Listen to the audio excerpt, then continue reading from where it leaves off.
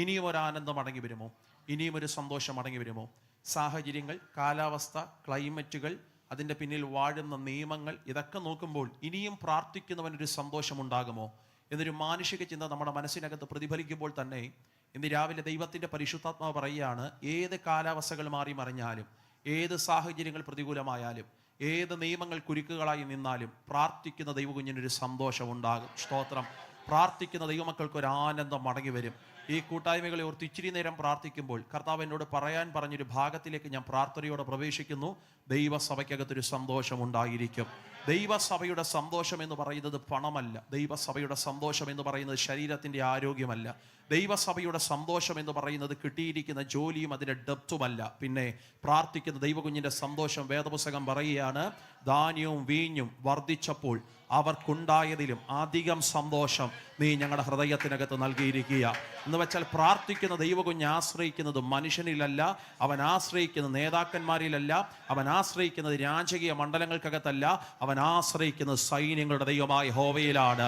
അതുകൊണ്ടാണ് വേദപുസ്തകം പറയുന്നത്, പർവ്വതങ്ങൾ കുലുങ്ങി സമുദ്രമധ്യേ വീഴട്ടെ, അതിലെ വെള്ളം ഇരച്ചു കലങ്ങട്ടെ, പക്ഷെ എൻ്റെ ഹൃദയം എന്ത് ചെയ്യത്തില്ല?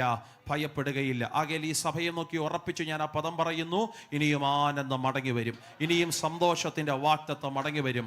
യേശുവിൻ്റെ നാമത്തിൽ ഇരിക്കുന്ന സ്ഥലങ്ങളിൽ നിന്ന് ഹൃദയം തുറന്ന് നമുക്ക് ഒരുമിച്ച് വിശ്വസിച്ച് പറയണോ, ഈ 2025 പുതിയ വർഷത്തിൻ്റെ യോഗത്തിൽ ആത്മാവിൽ ഞങ്ങൾ ഹൃദയം തുറന്ന് വിശ്വസിക്കുന്നു, ഞങ്ങളുടെ സന്തോഷത്തിൻ്റെ വാക്തത്വം അത് മടങ്ങി വരാൻ പോകുന്നതിനാൽ ഞങ്ങൾ നന്ദിയോടെ ദൈവത്തിന് സ്തോത്രം പറയുക.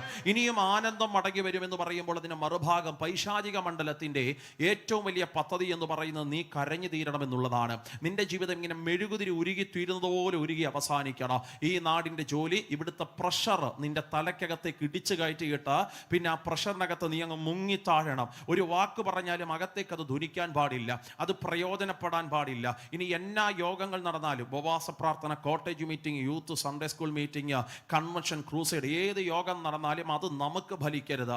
ആ പ്രഷർ നമ്മുടെ അകത്തേക്ക് ഇടിച്ചു കയറ്റി ആ ടെൻഷനോടെ നമ്മൾ ഓരോ ദിവസങ്ങൾ മുമ്പിലേക്ക് തള്ളി നീക്കി. എൻ്റെ ഒരു നാടൻ ഭാഷയിൽ ഞാൻ ആ വാക്ക് റിപ്പീറ്റ് ചെയ്യുന്നു, ഒരു മെഴുകുതിരി ഉരുകി തീരുന്നത് പോലെ ഉരുകി തീരണം. ഇതാണ് പൈശാചിക പദ്ധതിയെങ്കിൽ, എന്തോ മറുഭാഗത്ത് നിന്ന് ഈ വർഷത്തിൻ്റെ പ്രാരംഭ മീറ്റിംഗിൽ ദൈവാത്മാവ് പറയുന്നു, അല്ല, അവൻ ഏത് പദ്ധതി അവിടെ ഒരുക്കിയാലും പ്രാർത്ഥിക്കുന്ന ദൈവകുഞ്ഞിൻ്റെ ഒരു സന്തോഷം മടങ്ങി വരും, പ്രാർത്ഥിക്കുന്ന ദൈവകുഞ്ഞിൻ്റെ ഒരു ആനന്ദം മടങ്ങി വരും.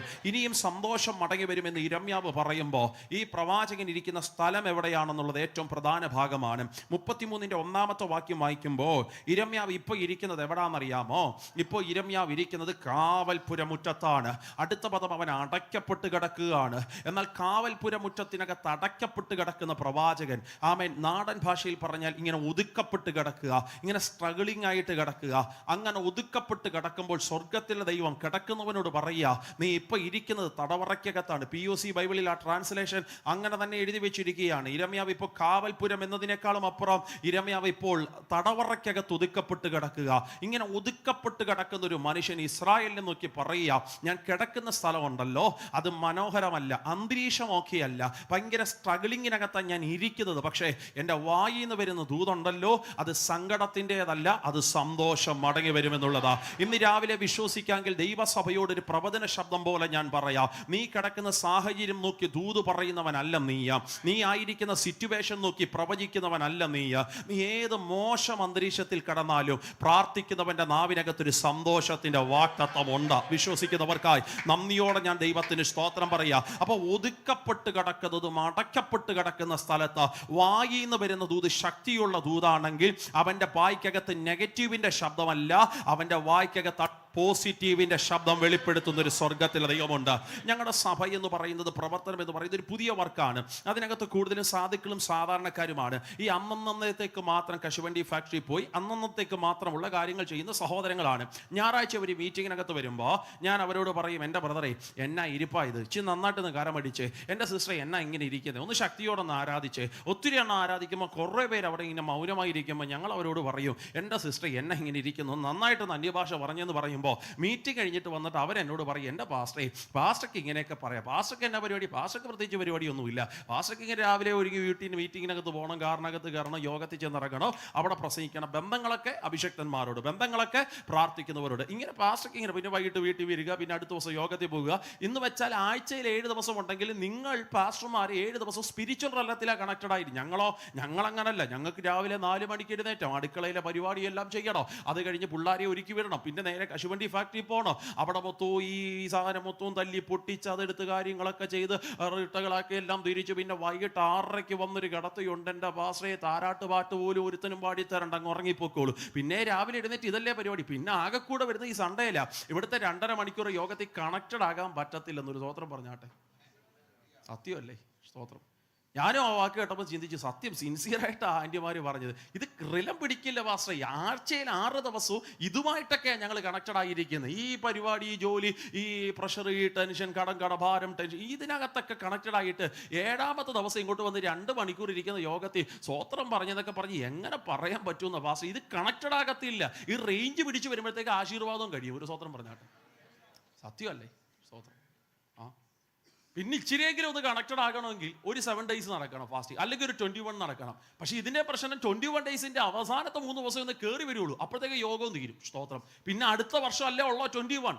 അപ്പോൾ ഇത് ശരിയാ, ഞങ്ങൾ ഒതുക്കപ്പെട്ട് കിടക്കുന്നവരാണ്, ഞങ്ങൾ അടയ്ക്കപ്പെട്ട് കിടക്കുന്നവരാണ്. സത്യത്തിൽ ആ പദം കേട്ടപ്പോൾ എനിക്കും അങ്ങനെ തന്നെ തോന്നി. ഇനി ഇവരെ വഴക്ക് പറയണ്ട, ഇവർക്ക് കണക്റ്റഡ് ആക്കാൻ പറ്റിയ അത് അവരുടെ പ്രശ്നമല്ല, അവരുടെ ലൈഫ് ഷെഡ്യൂൾ അങ്ങനെയാണ്. എന്തോ ചെയ്യാൻ പറ്റും. ഞങ്ങൾക്ക് മൊത്തം പ്രാർത്ഥിക്കുന്നവരാണ്. എനിക്കിപ്പോൾ ഒരു വിഷയം ഉണ്ടെങ്കിൽ എബിയെ വിളിക്കാൻ പറ്റും. കർത്താവിൻ്റെ അഭിഷക്തന്മാർ ഞങ്ങൾക്ക് ഈ കണക്ഷനാ മൊത്തം. ആഴ്ചയിൽ 7 ദിവസവും പ്രാർത്ഥന മീറ്റിംഗ്, അവിടെ പോകുന്നു, പ്രസംഗിക്കുന്നു. ഇതാണ് ഞങ്ങളുടെ കണക്ഷൻ. ഞങ്ങൾക്ക് 7ാം ദിവസം വന്ന് കത്തിക്കേണ്ട ആവശ്യമില്ല, ഓൾറെഡി കണക്റ്റഡ് ആണ്. പക്ഷെ അവരങ്ങനല്ല. ഞാൻ ചിന്തിച്ചു, ഇനി ഇവരെ വഴക്ക് പറയുന്നത് ഞാൻ കാണിക്കുന്നത് മണ്ടത്തരം എന്ന് പറഞ്ഞ് മാറി നിൽക്കാൻ തുടങ്ങുമ്പോൾ ഈ വാക്യം കർത്താവിൻ്റെ കണ്ണിപ്പെടുത്തിയിട്ട് പറയുക, എടാ ഇരമ്യാവ് എവിടെ കിടക്കണേ? ഒതുക്കപ്പെട്ട് കിടക്കുക. ഇരമ്യാവ് എവിടെ? ജയിലിനകത്താണ്, തടവറയ്ക്കകത്താണ്. ആ മനുഷ്യന് അന്തരീക്ഷം ഓക്കെയല്ല, ആരാധനയുടെ സ്ഥലമല്ല, പ്രാർത്ഥന പാവരിച്ചിട്ടില്ല, അവിടെ AC ഇല്ല, അറ്റ്മോസ്ഫിയർ ഓക്കെയല്ല, ശീതീകരിച്ച അന്തരീക്ഷമില്ല, കൈയടിക്കുന്നവനില്ല, ഒതുക്കപ്പെട്ട് കിടക്കുന്ന ഒരു മനുഷ്യൻ. പക്ഷെ വായിന്ന് വരുന്ന ദൂതോ അട്ടർ പോസിറ്റീവാണ്. ഇനിയും സന്തോഷത്തിന്റെ വാക്തത്വം മടങ്ങി വരൂ. സകല കുട്ടി പിശാചുക്കളും കേൾക്കും, നീ ഉറക്കപ്പറ. ഏതൊക്കെ തലത്തിൽ എന്നെ ഒതുക്കാൻ ശ്രമിച്ചാലോ എൻ്റെ അകത്തൊരു ആത്മമണ്ഡലം പുറത്തു വരൂ. എത്ര പേർക്ക് ഇന്ന് രാവിലെ വിശ്വസിക്കാൻ കഴിയുന്നുണ്ട്? അകത്ത് അഭിഷേകമുള്ള ദൈവ കുഞ്ഞു പറയണോ, ഈ രാജ്യത്തിന്റെ ഏതെല്ലാം ടെൻഷൻ നീ എന്റെ ശരസിനകത്ത് കൊണ്ടുവച്ചാലോ എന്റെ മനസ്സ് ആകുലപ്പെടത്തില്ല. അഭിഷേകത്തിന്റെ ശക്തിയോടെ ഞാൻ കയറി വരൂ. ദൈവ സാന്നിധ്യത്തിനകത്തേക്ക് ഞാൻ കയറി വരൂ. യോഗത്തിനകത്ത് കയറി വരുമ്പോൾ എന്റെ അകത്തൊരു ദൈവത്തിന്റെ സാന്നിധ്യത്തിന്റെ മഹത്വം വ്യാപരിക്കപ്പെടോ. ആ അഭിഷേകത്തിൽ ഞാൻ സന്തോഷത്തിന്റെ വാക്തത്വം വിളിച്ചു പറയോ. വിശ്വസിക്കുന്നവരെന്ന് ചേർന്ന് പറഞ്ഞ് ഇനിയും സന്തോഷം മടങ്ങി വരൂ, ഇനിയും ആനന്ദത്തിന്റെ വാക്തത്വം മടങ്ങി വരൂ. യേശുവിന്റെ അധികാരമുള്ള നാമത്തിൽ ഇതൊരു പ്രസംഗം എന്നതിനേക്കാളും അപ്പുറം ഈ ഇരിക്കുന്ന ചിലരോട് ഞാൻ വിശ്വസിച്ച് പ്രവചിക്കുകയാണ്. ഇനിയും പ്രാർത്ഥിക്കുന്നവന്റെ കൂടാരത്തിൽ സങ്കടമല്ല, കണ്ണുനീരല്ല, ഭാരങ്ങളല്ല, നിരാശകളല്ല, വേർപാടിന്റെ ദുഃഖങ്ങളല്ല, കരച്ചിലുകളല്ല, അതിനേക്കാൾ കവിയുന്നൊരു ദൈവത്തിന്റെ പ്രത്യാശയുടെ മഹത്വം. ഓരവരം ശാതകരം ദേനകസി. ഇത് പുതിയ വർഷത്തിന്റെ ആദ്യത്തെ ആരാധന. വിശ്വസിക്കുന്നവരെ പറ സന്തോഷത്തിന്റെ വാക്തത്വം, അഭിഷേകമുള്ളവര് പറ ആനന്ദത്തിന്റെ വാക്തത്വം. യേശുവിന്റെ നാമത്തിൽ വിട്ടുകൊടുക്കരുത്. ദൈവ സാന്നിധ്യത്തിന്റെ മഹത്വത്തോടെ പറ. അപ്പോൾ മറുഭാഗത്തു നിന്ന് ഏതോ പൈശാചിക മണ്ഡലം പറയുന്നു, നിന്നെ കൊണ്ടത് നടക്കുമോ? നീ ഒതുക്കപ്പെട്ട് കിടക്കുകയല്ലേ? പക്ഷെ വിശ്വസിക്കുന്ന ദൈവത്തിന്റെ മക്കൾ പറയണോ, ഇല്ല, എനിക്കൊരു സന്തോഷത്തിന്റെ വാക്തത്വം ദൈവം മടക്കി തരാതിരിക്കത്തില്ല. 2024 പ്രാർത്ഥിച്ചതിനോ, 2024 ഉപവസിച്ചതിന്, 2024 വാക്തത്വങ്ങൾ കേട്ടതിന് എനിക്കൊരു സന്തോഷത്തിന്റെ വാക്തത്വം എന്റെ ദൈവത്തിന്റെ പരിശുദ്ധിയാത്മാവ് മടക്കി നൽകൂ എന്ന് വിശ്വസിക്കുന്നവർക്കായി നന്ദിയോടെ ഞാൻ ദൈവത്തിന് സ്തോത്രം പറയുക. ഇനിയും സന്തോഷമുണ്ടാകുമെന്ന് ഇരമ്യാവ് പറയുമ്പോൾ പ്രിയപ്പെട്ടവരെ, അതിന്റെ ഏറ്റവും പ്രധാന ഭാഗത്തിലേക്ക് വരണം. ഇരമ്യാവ് പറയുന്ന ഈ സന്തോഷം ഇസ്രായേലുമായി ബന്ധപ്പെട്ട് 3 റലങ്ങൾക്കകത്ത് വാഴുന്നതാണ്. ഇസ്രായേലിന്റെ സന്തോഷം 3 മേഖലകളിൽ തളം കെട്ടി നിൽക്കുകയാണ്. ഇസ്രായേലിന്റെ ഒന്നാമത്തെ സന്തോഷം നിങ്ങൾ കേൾക്കണം. ഇസ്രായേൽ ഭവനത്തിനകത്ത് ഒരു തലമുറ ജനിച്ചാൽ ആ ജനിച്ചത് നിമിത്തം അവർക്കൊരു സന്തോഷമുണ്ട്. എങ്കിൽ പോലും അതിനേക്കാളും അപ്പുറം അവരുടെ സന്തോഷം എന്ന് പറയുന്നത്, പ്രിയരെ, ഈ ജനിച്ച കുഞ്ഞില്ലേ, ആ കുഞ്ഞിനെ ഇവർ ആലയത്തിൽ കൊണ്ടുവരും. എപ്പോഴാ എന്താണെന്നറിയാമോ?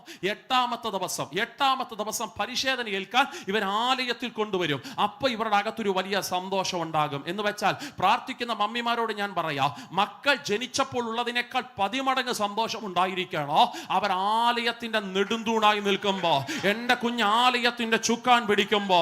എത്ര പേർ ഇരിക്കുന്ന ദൈവമക്കളിൽ മാതാപിതാക്കന്മാര് പറയോ, എന്റെ ഉദരത്തിൽ 9 മാസം കൊണ്ടു നടന്ന് ഞാൻ വേദനയോടെ പ്രസവിച്ച ആ തലമുറ ആലയത്തിന്റെ നെടുന്തൂണായി ഞങ്ങൾ നിൽക്കുന്നത് കാണുമ്പോ ഞങ്ങളുടെ മനസ്സിനകത്തൊരു വലിയ സന്തോഷം ഉണ്ടാകോ.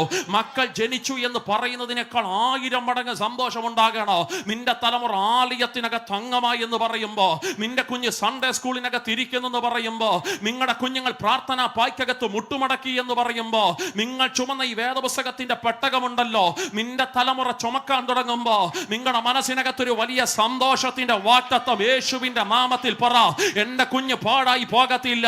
അഭിഷേകമുള്ളവര് പറ, എന്റെ തലമുറ വൃഥാവായി പോകത്തില്ല. എന്റെ ആദ്യത്തെ സന്തോഷം എന്റെ തലമുറയുമായി ബന്ധപ്പെട്ട സന്തോഷമാ. ആ സന്തോഷത്തിന്റെ പ്രത്യേകത എന്ന് പറയുന്നത്, എന്റെ കുഞ്ഞ് ആലയത്തിന്റെ നെടുന്തൂണായി നിൽക്കോ. ഈ രാജ്യത്തിനകത്ത് അവൻ ശക്തിയോടെ നിൽക്കോ. ദൈവത്തിന്റെ പ്രവാചകണത്തിനകത്ത് എന്റെ തലമുറയുടെ പേര് ദൈവത്തിന്റെ പരിശുദ്ധാത്മാവ് എണ്ണോ. വിശ്വസിക്കുന്നവർ പറ, ഇതൊരു പ്രവസംഗമല്ല, ഇതൊരു പ്രവചന ശബ്ദമാണ്. ആത്മാവ് ഇന്ന് രാവിലെ നിന്നോട് തന്നെ സംസാരിക്കയാ. നിന്റെ കുഞ്ഞ് ദൈവസഭയുടെ ചുക്കാൻ പിടിക്കോ. ഓറവനം ഷാദകലം ഭാനകത്തുരം ശമാനകസ്തന അന്തരീക്ഷങ്ങൾ ഇന്ന് രാവിലെ മാറട്ടെ. എന്റെ തലമുറയുടെ ഭാവി എന്ത് എന്ത് എന്ത് എന്ത് ഇങ്ങനെ ചോദിക്കുന്ന ചിലരോട് ദൈവാത്മാ പറയുന്നു, ഇല്ല, നിന്റെ കുഞ്ഞ് നിന്നേക്കാൾ ശക്തിയോടെ ഉപയോഗിക്കപ്പെടോ. നിന്റെ കുഞ്ഞ് നിന്നേക്കാൾ ശക്തനായ പ്രാർത്ഥനാ മനുഷ്യനായി മാറോ. ഇന്ന് നീ ഉപവസിക്കുന്നതിനേക്കാൾ ശക്തിയോടെ നിന്റെ കുഞ്ഞ് ഉപവസിക്കാൻ തുടങ്ങോ. യേശുവിന്റെ നാമത്തിൽ, യേശുവിന്റെ നാമത്തിൽ. ആലയത്തിനകത്ത് കയറിയിരുന്ന് പ്രാർത്ഥിക്കുന്ന ഹന്നായുടെ പ്രാർത്ഥനയ്ക്ക് മറുപടി ശമൂവേലിന്റെ വാഗ്ദത്തം എന്റെ ദൈവത്തിന്റെ ആത്മാവ് കൊടുത്തു മാനിച്ചെങ്കിൽ, ഈ ഇരിക്കുന്ന ചില മാതാപിതാക്കന്മാരുടെ ഉദരത്തിനകത്തുനിന്ന് വരുന്ന തലമുറകൾ ആലയത്തിന്റെ ചൂക്കാൻ പിടിക്കാൻ ഭാഗത്തിൽ ഒരു ദൈവത്തിന്റെ പ്രവചന ശബ്ദം ആത്മാവ് ഇന്ന് രാവിലെ വിളിച്ചു പറയുക. ആലയത്തിനകത്ത് കയറി ഉപജീവനത്തിന്റെ മാർഗം അന്വേഷിക്കുന്ന പൗരോഹിത്യ മണ്ഡലത്തിന്റെ തലമുറകൾ ആലയത്തിനകത്ത് കയറി വരുമാന മാർഗം അന്വേഷിക്കുമ്പോ കരഞ്ഞു പ്രാർത്ഥിക്കുന്ന ഹന്നായെ, നിന്റെ ഉദരത്തിനകത്ത് വാഗ്ദത്ത സന്തതിയായ ശമൂവേലിനെ ഉരുവാക്കോ. അവൻ ആലയത്തിന്റെ വിളക്ക് കെട്ടുപോകാത്ത നിയോഗത്തിന്റെ ശുശ്രൂഷ എന്റെ ദൈവത്തിന്റെ പരിശുദ്ധാത്മാവ് ഏൽപ്പിക്കുന്നത് ആരുടെ അറിവിലാണെന്നറിയാമോ? എലി പുരോഹിതന്റെ തലമുറകൾ നോക്കി നിൽക്കേ. അടുത്ത മിനിസ്ട്രി ഏറ്റെടുക്കേണ്ടവന്റെ കുഞ്ഞുങ്ങൾ നോക്കി നിൽക്കേ. യോഗ്യതയില്ലാത്ത നിന്റെ തലമുറയെ ഇതിനകത്ത് അഭിഷേകം ചെയ്ത് ആക്കി വെക്കോ. എനിക്കറിയാം, ഞാൻ വണ്ടി മേടിക്കുന്ന ദൂതല്ല ഈ പറഞ്ഞുകൊണ്ടിരിക്കുന്നത്, വീട് മേടിക്കുന്ന ദൂതല്ല ഞാൻ ഈ പറഞ്ഞുകൊണ്ടിരിക്കുന്നത്. നിന്റെ കാലത്തിന് ശേഷം നിന്റെ തലമുറയെ എന്റെ ദൈവത്തിന്റെ പരിശുദ്ധാത്മാവ് എഴുന്നേൽപ്പിക്കുമെന്നുള്ള ദൈവത്തിന്റെ പ്രവചന ശബ്ദത്തെ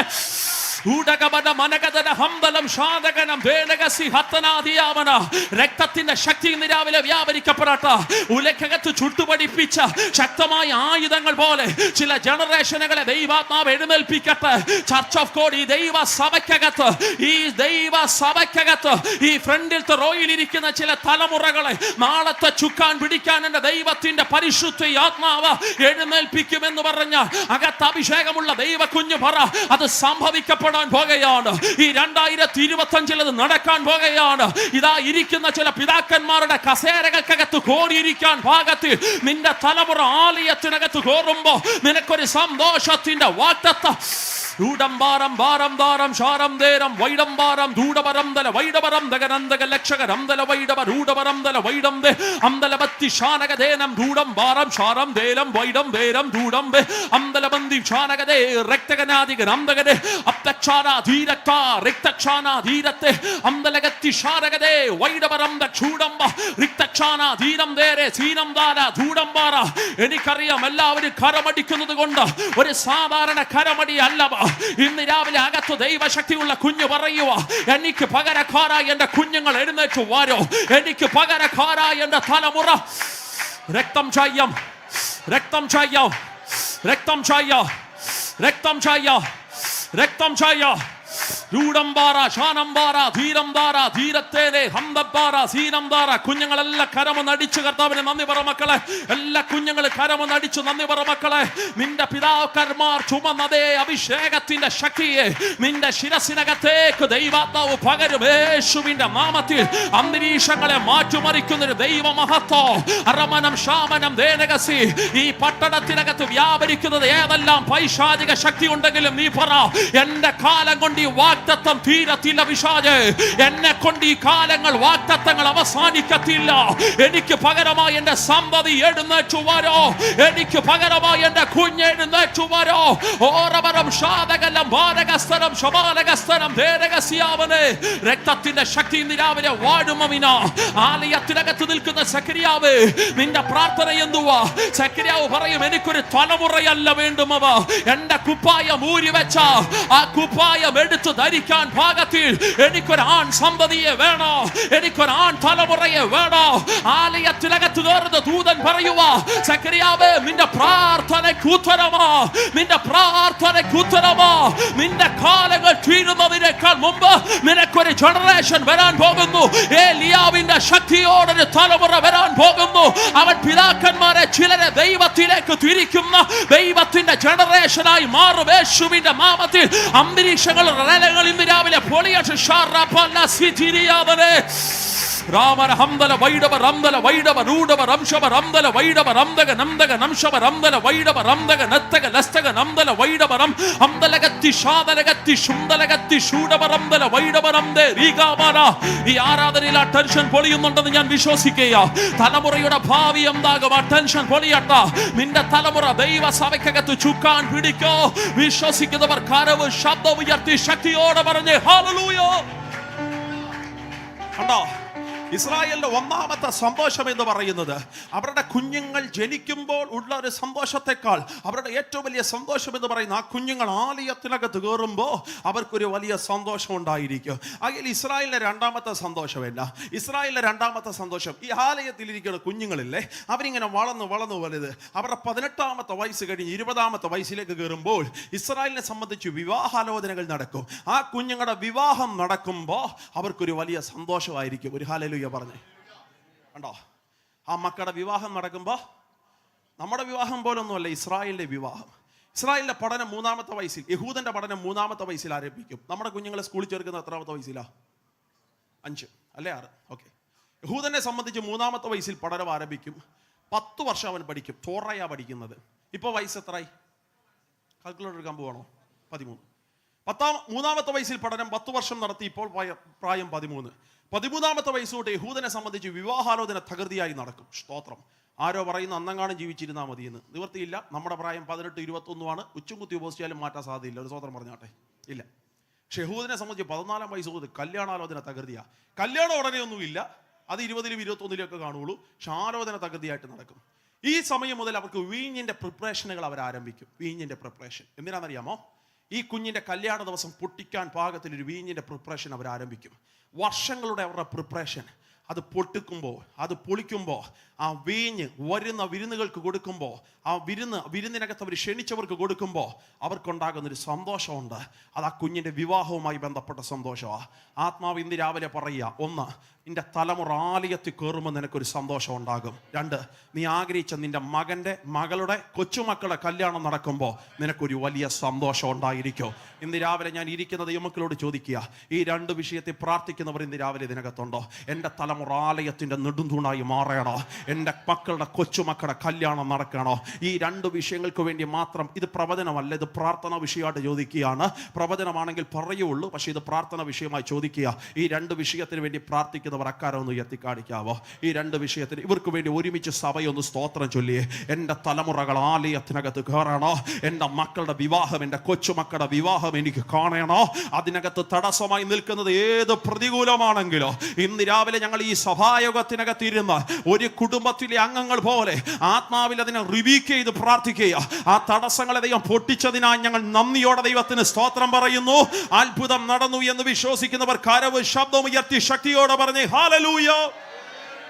അങ്ങനെ ഇസ്രായേലിന്റെ മൂന്നാമത്തെ സന്തോഷത്തിലേക്ക് നമ്മൾ വരികയാണ്. അതാണ് നമ്മുടെ പ്രസാദത്തിന്റെ പ്രധാന ഭാഗം. കർത്താവിന്റെ ദാസൻ എന്ന് വായിച്ച സങ്കീർത്തനത്തിനകത്ത് ഘോഷിച്ചുല്ലസിക്കുക എന്ന് പറയുന്ന ഒരു തുടക്ക പദങ്ങൾ, എനിക്ക് തോന്നുന്നു ഒരു മാലയ്ക്കകത്ത് മുത്തുകൾ കോർത്തിണക്കുന്നത് പോലെ ഒന്നൊന്നിനോട് കണക്റ്റഡ് ആണ്. നമ്മുടെ സങ്കീർത്തനത്തിൽ ഇന്ന് രാവിലെ നമ്മൾ വായിച്ചത് ഘോഷിച്ചുല്ലസിക്കുക എന്നാണ്, ആനന്ദിക്കുക, നീ സന്തോഷിക്കുക.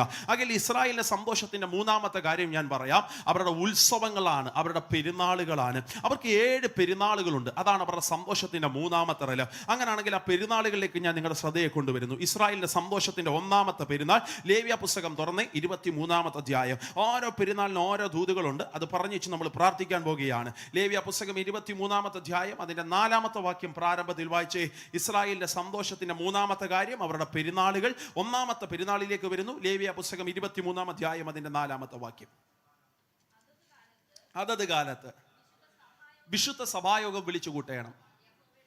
യഹോവയുടെ ഉത്സവങ്ങളെ കുറിച്ച് ഇനി പറയുക, അല്ലെങ്കിൽ യഹോവയുടെ പെരുന്നാളുകളെ കുറിച്ച് ഇനി പറയുകയാണ്. അടുത്തത് ഡേറ്റ് ഉൾപ്പെടെ പറയുകയാണ്. 1-ാം മാസം 14-ാം തീയതി സന്ധ്യാസമയത്ത് യഹോവയുടെ പെസഹയാണ് അവരുടെ ഒന്നാമത്തെ പെരുന്നാൾ. പ്രാർത്ഥിക്കുന്ന ദൈവകുഞ്ഞിന്റെ ഒന്നാമത്തെ പെരുന്നാൾ, സന്തോഷത്തിന്റെ മൂന്നാമത്തെ റെലം. 7 പെരുന്നാളുകൾ.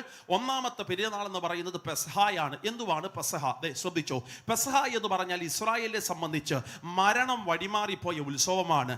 അവർ പെട്ടുപോകേണ്ട സ്ഥാനത്ത്, അവരുടെ രക്തച്ചൊരിച്ചിലുകൾ വീഴേണ്ട സ്ഥാനത്ത്, പ്രാർത്ഥിക്കുന്ന കുടുംബങ്ങളെ നോക്കി ഞാൻ ആത്മാവിൽ ഇങ്ങനെ തന്നെ പറയാം, നിന്റെ ശരീരം മുറിയേണ്ട സ്ഥാനത്ത്, നിന്റെ തലമുറ തൂർന്നു പോകേണ്ട സ്ഥാനത്ത്, ദേശത്തിനകത്ത് മൊത്തം മിസ്രൈമിനകത്ത് മരണത്തിന്റെ കൂട്ട നിലവിളികൾ ഉയരുമ്പോ, കട്ടളക്കാലിന്മേലും കുറുമ്പടിമേലും പെസഹ കുഞ്ഞാടിന്റെ രക്തം തേച്ച ഒറ്റ വീടുകൾക്കകത്ത് പോലും മരണത്തിന്റെ ദൂതന്മാർക്ക് എൻട്രി ആകാൻ കഴിയാത്ത രീതിയിൽ ആ മരണത്തിന്റെ കെട്ടവരെ അടിച്ചു മാറ്റിയ ഉത്സവത്തിന്റെ പ്രതീകമാണ് അവരുടെ പെസഹ എങ്കിൽ, പുതിയ നിയമത്തിൽ പ്രാർത്ഥിക്കുന്ന ദൈവകുഞ്ഞു പറയണം, എനിക്ക് പകരമാ ഒരു പെസഹ കുഞ്ഞാട് അറക്കപ്പെട്ടുവല്ലോ. ഞാൻ തീർന്നു പോകേണ്ട സ്ഥാനത്ത്, ഞാൻ ഉടഞ്ഞു പോകേണ്ട സ്ഥാനത്ത് ഇതാ ഞങ്ങൾക്കൊരു ഉത്സവമുണ്ടെന്നേ. ആ ഉത്സവത്തിന്റെ പേര് പെസഹായാണ്. ഒരു പക്ഷേ ഈ വർഷത്തിന്റെ ആദ്യത്തെ ദൂതായി ഞാനിത് പറയുമ്പോ എത്ര പേർക്ക് ഇരിക്കുന്ന ദൈവമക്കൾക്ക് 2024 കഴിഞ്ഞുപോയ വർഷത്തെ ഒന്ന് കാണാൻ കഴിയുന്നുണ്ട്? എന്റെ സഹോദരങ്ങളെ, ഇതിനകത്ത് വാഹനം ഓടിക്കുന്നവരല്ലേ മെജോറിറ്റി ആൾക്കാർ. ഈ തിരക്ക് പിടിച്ചുള്ള UAE ഇവിടെ മണ്ണിനകത്ത്, ഈ റോഡിന്റെ തിരക്കുകൾക്ക് നടുവിൽ നീ ഇറങ്ങിത്തിരിച്ച പ്രാർത്ഥിച്ച് നിന്റെ വീടിനകത്ത് നീ ഇറങ്ങിത്തിരിച്ച യാത്രകളിൽ നിന്നെ ലക്ഷ്യസ്ഥാനത്ത് കൊണ്ടെത്തിക്കുക മാത്രമല്ല, തിരിച്ച് നിന്റെ വണ്ടിക്കകത്തൊരു സ്ക്രാച്ച് പോലും വരാത്താതെ നിന്റെ വീടിനകത്തേക്ക് മടക്കിക്കൊണ്ടുവന്ന് അനർത്ഥത്തെ തട്ടിമാറ്റിയ ഒരു പെസഹായുടെ വാഗ്ദത്തം നമുക്കുണ്ടെന്ന് പറഞ്ഞാൽ വിശ്വസിക്കുന്ന ദൈവകുഞ്ഞു പറയണം, അപ്പാ ഇത് കഴിവല്ലപ്പാ, ഇത് മിടുക്കല്ലപ്പാ, ഇത് 2 ഇഞ്ച് വലിപ്പമുള്ള ലൈസൻസ് കരത്തിനകത്ത് ഇരിക്കുന്നത് കൊണ്ടല്ലപ്പാ, നിന്റെ വിശ്വസതയുടെ മഹത്വം എന്റെ വാഹനത്തിനകത്ത് ഇറങ്ങി നിൽക്കുന്നത് കൊണ്ട്. അതുകൊണ്ട് ഈ വർഷത്തെ നോക്കി ഞാൻ ആത്മാവി പറയാ, ഒരനർത്ഥവും നിനക്ക് തട്ടാതെ വണ്ണ മരണത്തിന്റെ ദൂതന്മാർ മൊത്തവും വഴിത്തലയ്ക്കൽ പതിയിരുന്നാലോ നിന്നെയും നിന്റെ കൂടാരത്തെ വിടിവിക്കുന്ന ഒരു മഹത്വത്തിന്റെ ഉത്സവം നിനക്കുണ്ട്. എത്ര പേർക്ക് ഇന്ന് രാവിലെ വിശ്വസിക്കാൻ കഴിയുന്നുണ്ടപ്പാ? മരണത്തിന്റെ കെട്ടുകൾ വഴിമാറിപ്പോയ ഒരു ഉത്സവത്തിന്റെ വാഗ്ദത്തം നീ ഞങ്ങൾക്ക് വേണ്ടി മടക്കി നൽകിയല്ലോ. വിശ്വസിക്കുന്നവർ കരവ് ശബ്ദം ഉയർത്തി ശക്തിയോടെ പറഞ്ഞ് ഹല്ലേലൂയ. എനിക്കറിയില്ല, ഞാൻ ആ വാക്ക് തുടങ്ങുമ്പോൾ ഒരു പ്രസംഗത്തിന്റെ ആവേശത്തിനകത്ത് ഞാൻ ഇത് പറയുകയല്ല, പക്ഷെ ദൈവാത്മാവിൽ ഞാൻ ഉറപ്പിച്ചു പറയാ, വഴിത്തലയ്ക്കൽ പതിയിരിക്കുന്ന ഒരു അനർത്ഥങ്ങളും നമ്മളെ തൊടാതെ വണ്ണ അതിനെ വെട്ടിമാറ്റാൻ പാകത്തിന് ഒരു ഉത്സവത്തിന്റെ വാഗ്ദത്തം, ഒരു സന്തോഷത്തിന്റെ വാഗ്ദത്തം നമുക്കുണ്ട്. അതിന്റെ ഒന്നാമത്തെ പേര് പെസഹ എന്നാണ്. ആകയാൽ മരണം നിന്നെ തൊടുകയില്ല, മരണം നിന്നെ സ്പർശിക്കുകയില്ല. ആകയാൽ മറ്റൊരു വാക്യം ഇങ്ങനെ പറയുകയാണ്, ഞാൻ ജീവനോടെ ഇരുന്ന്, വിശ്വസിക്കുന്നവന്റെ കൂടെ വാക്യം ചേർന്ന് പറഞ്ഞ്, ഞാൻ ജീവനോടെ ഇരുന്ന്, പോരാ പോരാ ഉറക്കെ പറഞ്ഞ്, ഞാൻ ജീവനോടെ ഇരുന്ന് എന്റെ ദൈവത്തിന്റെ പ്രവൃത്തികളെ ശോഷിക്കോ, ഞാൻ മരിക്കയില്ല, ഞാൻ ജീവനോടെ ഇരുന്ന് എന്റെ ദൈവത്തിന്റെ പ്രവൃത്തികളെ ഘോഷിക്കോ. മരണത്തിന്റെ കെട്ടു വഴിമാറിപ്പോയ ഒരു ഉത്സവം നമുക്കുണ്ട്. എനിക്ക് ഈ സംഭവം പറയുമ്പോൾ എല്ലാം മനസ്സിനകത്ത് ഓടി വരുന്ന ഒരു സാക്ഷ്യമുണ്ട്. ട്രിവാൻഡ്രം പട്ടണത്തിനകത്ത് നടക്കുന്ന ഒരു യോഗ. അവിടുത്തെ പാസ്റ്ററിനെ വിളിച്ചിട്ട് പറഞ്ഞു, പാസ്റ്ററെ, ഞങ്ങളുടെ മുകളിലത്തെ ഹാളിന്റെ മുകളിലത്തെ പണി തകൃതിയായി നടക്കുകയാണ്. ആകയാൽ ആ പുതിയ ഹാളിനകത്ത് വെച്ചിട്ടാണ് ഞങ്ങളുടെ ആദ്യത്തെ ആരാധന 12 മണിക്കൂറുകൾ. ആദ്യത്തെ സെക്ഷൻ വരാവോ പ്രസംഗിക്കാൻ? ഞാൻ പറഞ്ഞു, എന്റെ പൊന്നു പാസ്റ്ററെ, ആദ്യത്തെ സെക്ഷൻ മാത്രമല്ല, കർത്താവിന് വെച്ചാൽ മറ്റ് 2 സെക്ഷൻ ഞാൻ അറ്റൻഡ് ചെയ്യാനും കൂടെ ഇരിക്കോ. കാരണം 12 മണിക്കൂർ മീറ്റിംഗ് എന്നൊക്കെ പറഞ്ഞ് ഞങ്ങളെ സംബന്ധിച്ച് ആവേശമാണ്. ആകയാൽ ആദ്യത്തെ അവരുടെ പുതിയ ഹോളിൽ വെച്ച് നടക്കുന്ന മീറ്റിംഗ് അറ്റൻഡ് ചെയ്യുക. ട്രിവാൻഡ്രം പട്ടണത്തിൽ ആ ചർച്ചിനകത്തേക്ക് കയറി ചെന്നു. ആമേൻ. അങ്കണത്തിലേക്ക് കയറി ചെല്ലുമ്പോൾ എൻ്റെ മനസ്സുകൾക്കകത്ത് തകർത്ത് കളയുന്ന ഒരു കാഴ്ച. മുകളിലത്തെ പണി നടന്നിട്ടില്ല, പാതി വഴിയിൽ അവസാനിച്ചു നിൽക്കുകയാണ്, പൂർത്തീകരിക്കപ്പെട്ടിട്ടില്ല. താഴെ ഒരു ഇടുക്കമായ ഹോളിനകത്തിരുന്ന് അവർ ആരാധിക്കുന്നത്. ആ മീറ്റിങ്ങിനകത്ത് എനിക്ക് ഒത്തിരി സംശയം ഉണ്ടായി, എന്തുകൊണ്ട് ഇവർ മേളിലത്തെ പണി പൂർത്തീകരിച്ചില്ല. ആമേൻ. ആ മീറ്റിംഗ് ഉച്ചയായ സമയം എത്തുമ്പോൾ ഞാൻ അവിടുത്തെ പാസ്റ്ററോട് ചോദിച്ചു, പാസ്റ്ററോ നിങ്ങളല്ലോ പറഞ്ഞത് മേളിലത്തെ പണി തകൃതിയായി നടന്നുകൊണ്ടിരിക്കുക, അവിടെ വെച്ചായിരിക്കും ആരാധനയെന്ന് നിങ്ങളല്ലേ പറഞ്ഞത്. ആമേൻ. എന്തുകൊണ്ട് നിങ്ങളിത് പൂർത്തീകരിച്ചില്ല? നിങ്ങൾക്ക് ഫണ്ടില്ലായിരുന്നോ? നിങ്ങൾക്ക് ലേബേഴ്സിനെ കിട്ടിയില്ലേ? നിങ്ങൾക്ക് മെറ്റീരിയൽസ് കിട്ടിയില്ലേ? ചോദ്യങ്ങൾ ഇതരമായി ഞാൻ എടുത്തു നിരത്തുമ്പോൾ ആ മനുഷ്യൻ എന്നോട് തിരിച്ചു പറഞ്ഞു, അതൊന്നുമല്ല പാസ്റ്റർ, കാരണം ഞങ്ങളുടെ സഭയുടെ പണി സഹായിക്കുന്നത് മൊത്തം ഞങ്ങളുടെ സഭയിലെ വിശ്വാസികളാ. ഇനി അടുത്ത വാക്ക് നിങ്ങൾ ശ്രദ്ധിച്ചു കേൾക്കണോ.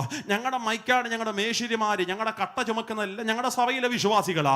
അവിടെ നിർത്തിക്കൊണ്ട് പ്രാർത്ഥിക്കുന്ന ദൈവമക്കളോട് ഞാനൊരു ദൂത് പറയാ, ഈ സഭയെ സ്നേഹിക്കുന്നവനെ ദൈവത്തിന് ഭയങ്കര ഇഷ്ടമാ. ഒരു സ്വത്രം പറഞ്ഞേ. സഭയ്ക്ക് വേണ്ടി കൊച്ചു കാര്യമെങ്കിലും ചെയ്യുന്നവനോട് ദൈവത്തിന് ഭയങ്കര പ്രിയമാ. ഇനി ആ മനുഷ്യൻ അടുത്ത പറഞ്ഞ വാക്ക്, ഞങ്ങളുടെ സഭ ഇങ്ങനെ പണി സഹായിക്കുന്ന മൊത്തം സഭയിലെ വിശ്വാസികളാണല്ലോ. ആ കൂട്ടത്തിൽ 8ാം ക്ലാസ്സിൽ പഠിക്കുന്ന ഒരു ബാലകനുണ്ട് പാസ്റ്റർ. അവൻ സ്കൂൾ വിട്ടു വരുമ്പോൾ നേരെ ചർച്ചിനകത്തേക്ക് വരുമോ, എന്നിട്ട് അവന്റെ കുട്ടി ബാഗ് ഉണ്ടല്ലോ അഴിച്ച സൈഡിലോട്ട് വെക്കും. സൺഡേ സ്കൂൾ കുഞ്ഞുങ്ങളൊക്കെ ശ്രദ്ധിച്ച് കേൾക്കണേ മക്കളെ. അവന്റെ യൂണിഫോം ഉണ്ടല്ലോ അഴിച്ച ബാഗിനകത്തേക്ക് ഹോൾഡ് ചെയ്തിടോ. അകത്ത് അവൻ ഇട്ടിരിക്കുന്ന ഒരു ടീഷർട്ട് ഉണ്ട്. ആ ടീഷർട്ട് ഇട്ടുകൊണ്ട് അവൻ പണി മൊത്തം സഹായിക്കും. 8ാം ക്ലാസ്സിലെ ബാലകൻ. ചെറിയ കല്ലെല്ലാം ചുമന്ന് മേളിക്കൊണ്ട് കൊടുക്കോ, ചെറിയ കമ്പിയെല്ലാം ചുമന്ന് അവൻ മേളിക്കൊണ്ട് കൊടുക്കോ. അവനെ പറ്റുന്ന രീതിയിൽ പണി മൊത്തം സഹായിക്കും. അങ്ങനെ ഒരു ദിവസം സ്കൂൾ വിട്ടവൻ നേരെ ചർച്ചിലോട്ട് വന്നു. പഴയതുപോലെ ബാഗ് താത്തു വെച്ചു, അവന്റെ യൂണിഫോം അടിച്ച് അങ്ങോട്ട് വെച്ചു. ഈ ടീഷർട്ട് അകത്തുണ്ട്, ഇതിട്ടുകൊണ്ട് അവൻ പണി മൊത്തം സഹായിക്കുക. പെട്ടെന്ന് ഞാൻ നോക്കുമ്പോൾ എൻ്റെ ദൈവദാസനെ മേളിത്തെ നീളി നിൽക്കുന്ന 8ാം ക്ലാസ്സിലെ ഞങ്ങളുടെ ബാലകനില്ലേ, അവന്റെ കാലൊന്ന് തെന്നി പാസ്റ്ററേ, അവന്റെ കാലൊന്ന് തെന്നി. ഞാൻ നോക്കിക്കൊണ്ട് നിൽക്കുമ്പോൾ ഏറ്റവും മുകളിലത്തെ നിലയിൽ നിന്ന് അവൻ താഴേക്ക് വീഴുക. ഇനി എങ്ങോട്ടാ വീണേന്നറിയാമോ? നടുക്കൊരു ടിൻഷീറ്റ് കുറുകെ വെച്ചിട്ടുണ്ട്. ആ ടിൻഷീറ്റിന്റെ മണ്ടക്കോട്ട് അവൻ വന്നു വീണു. ആ ടിൻഷീറ്റിന്റെ കൂർത്ത ഭാഗമില്ലേ, അത് അവന്റെ വാരിയലിനകത്തേക്ക് തുളച്ചിറങ്ങി ചെന്നു. അവന്റെ ലെൻസ് പൊട്ടിപ്പോയി.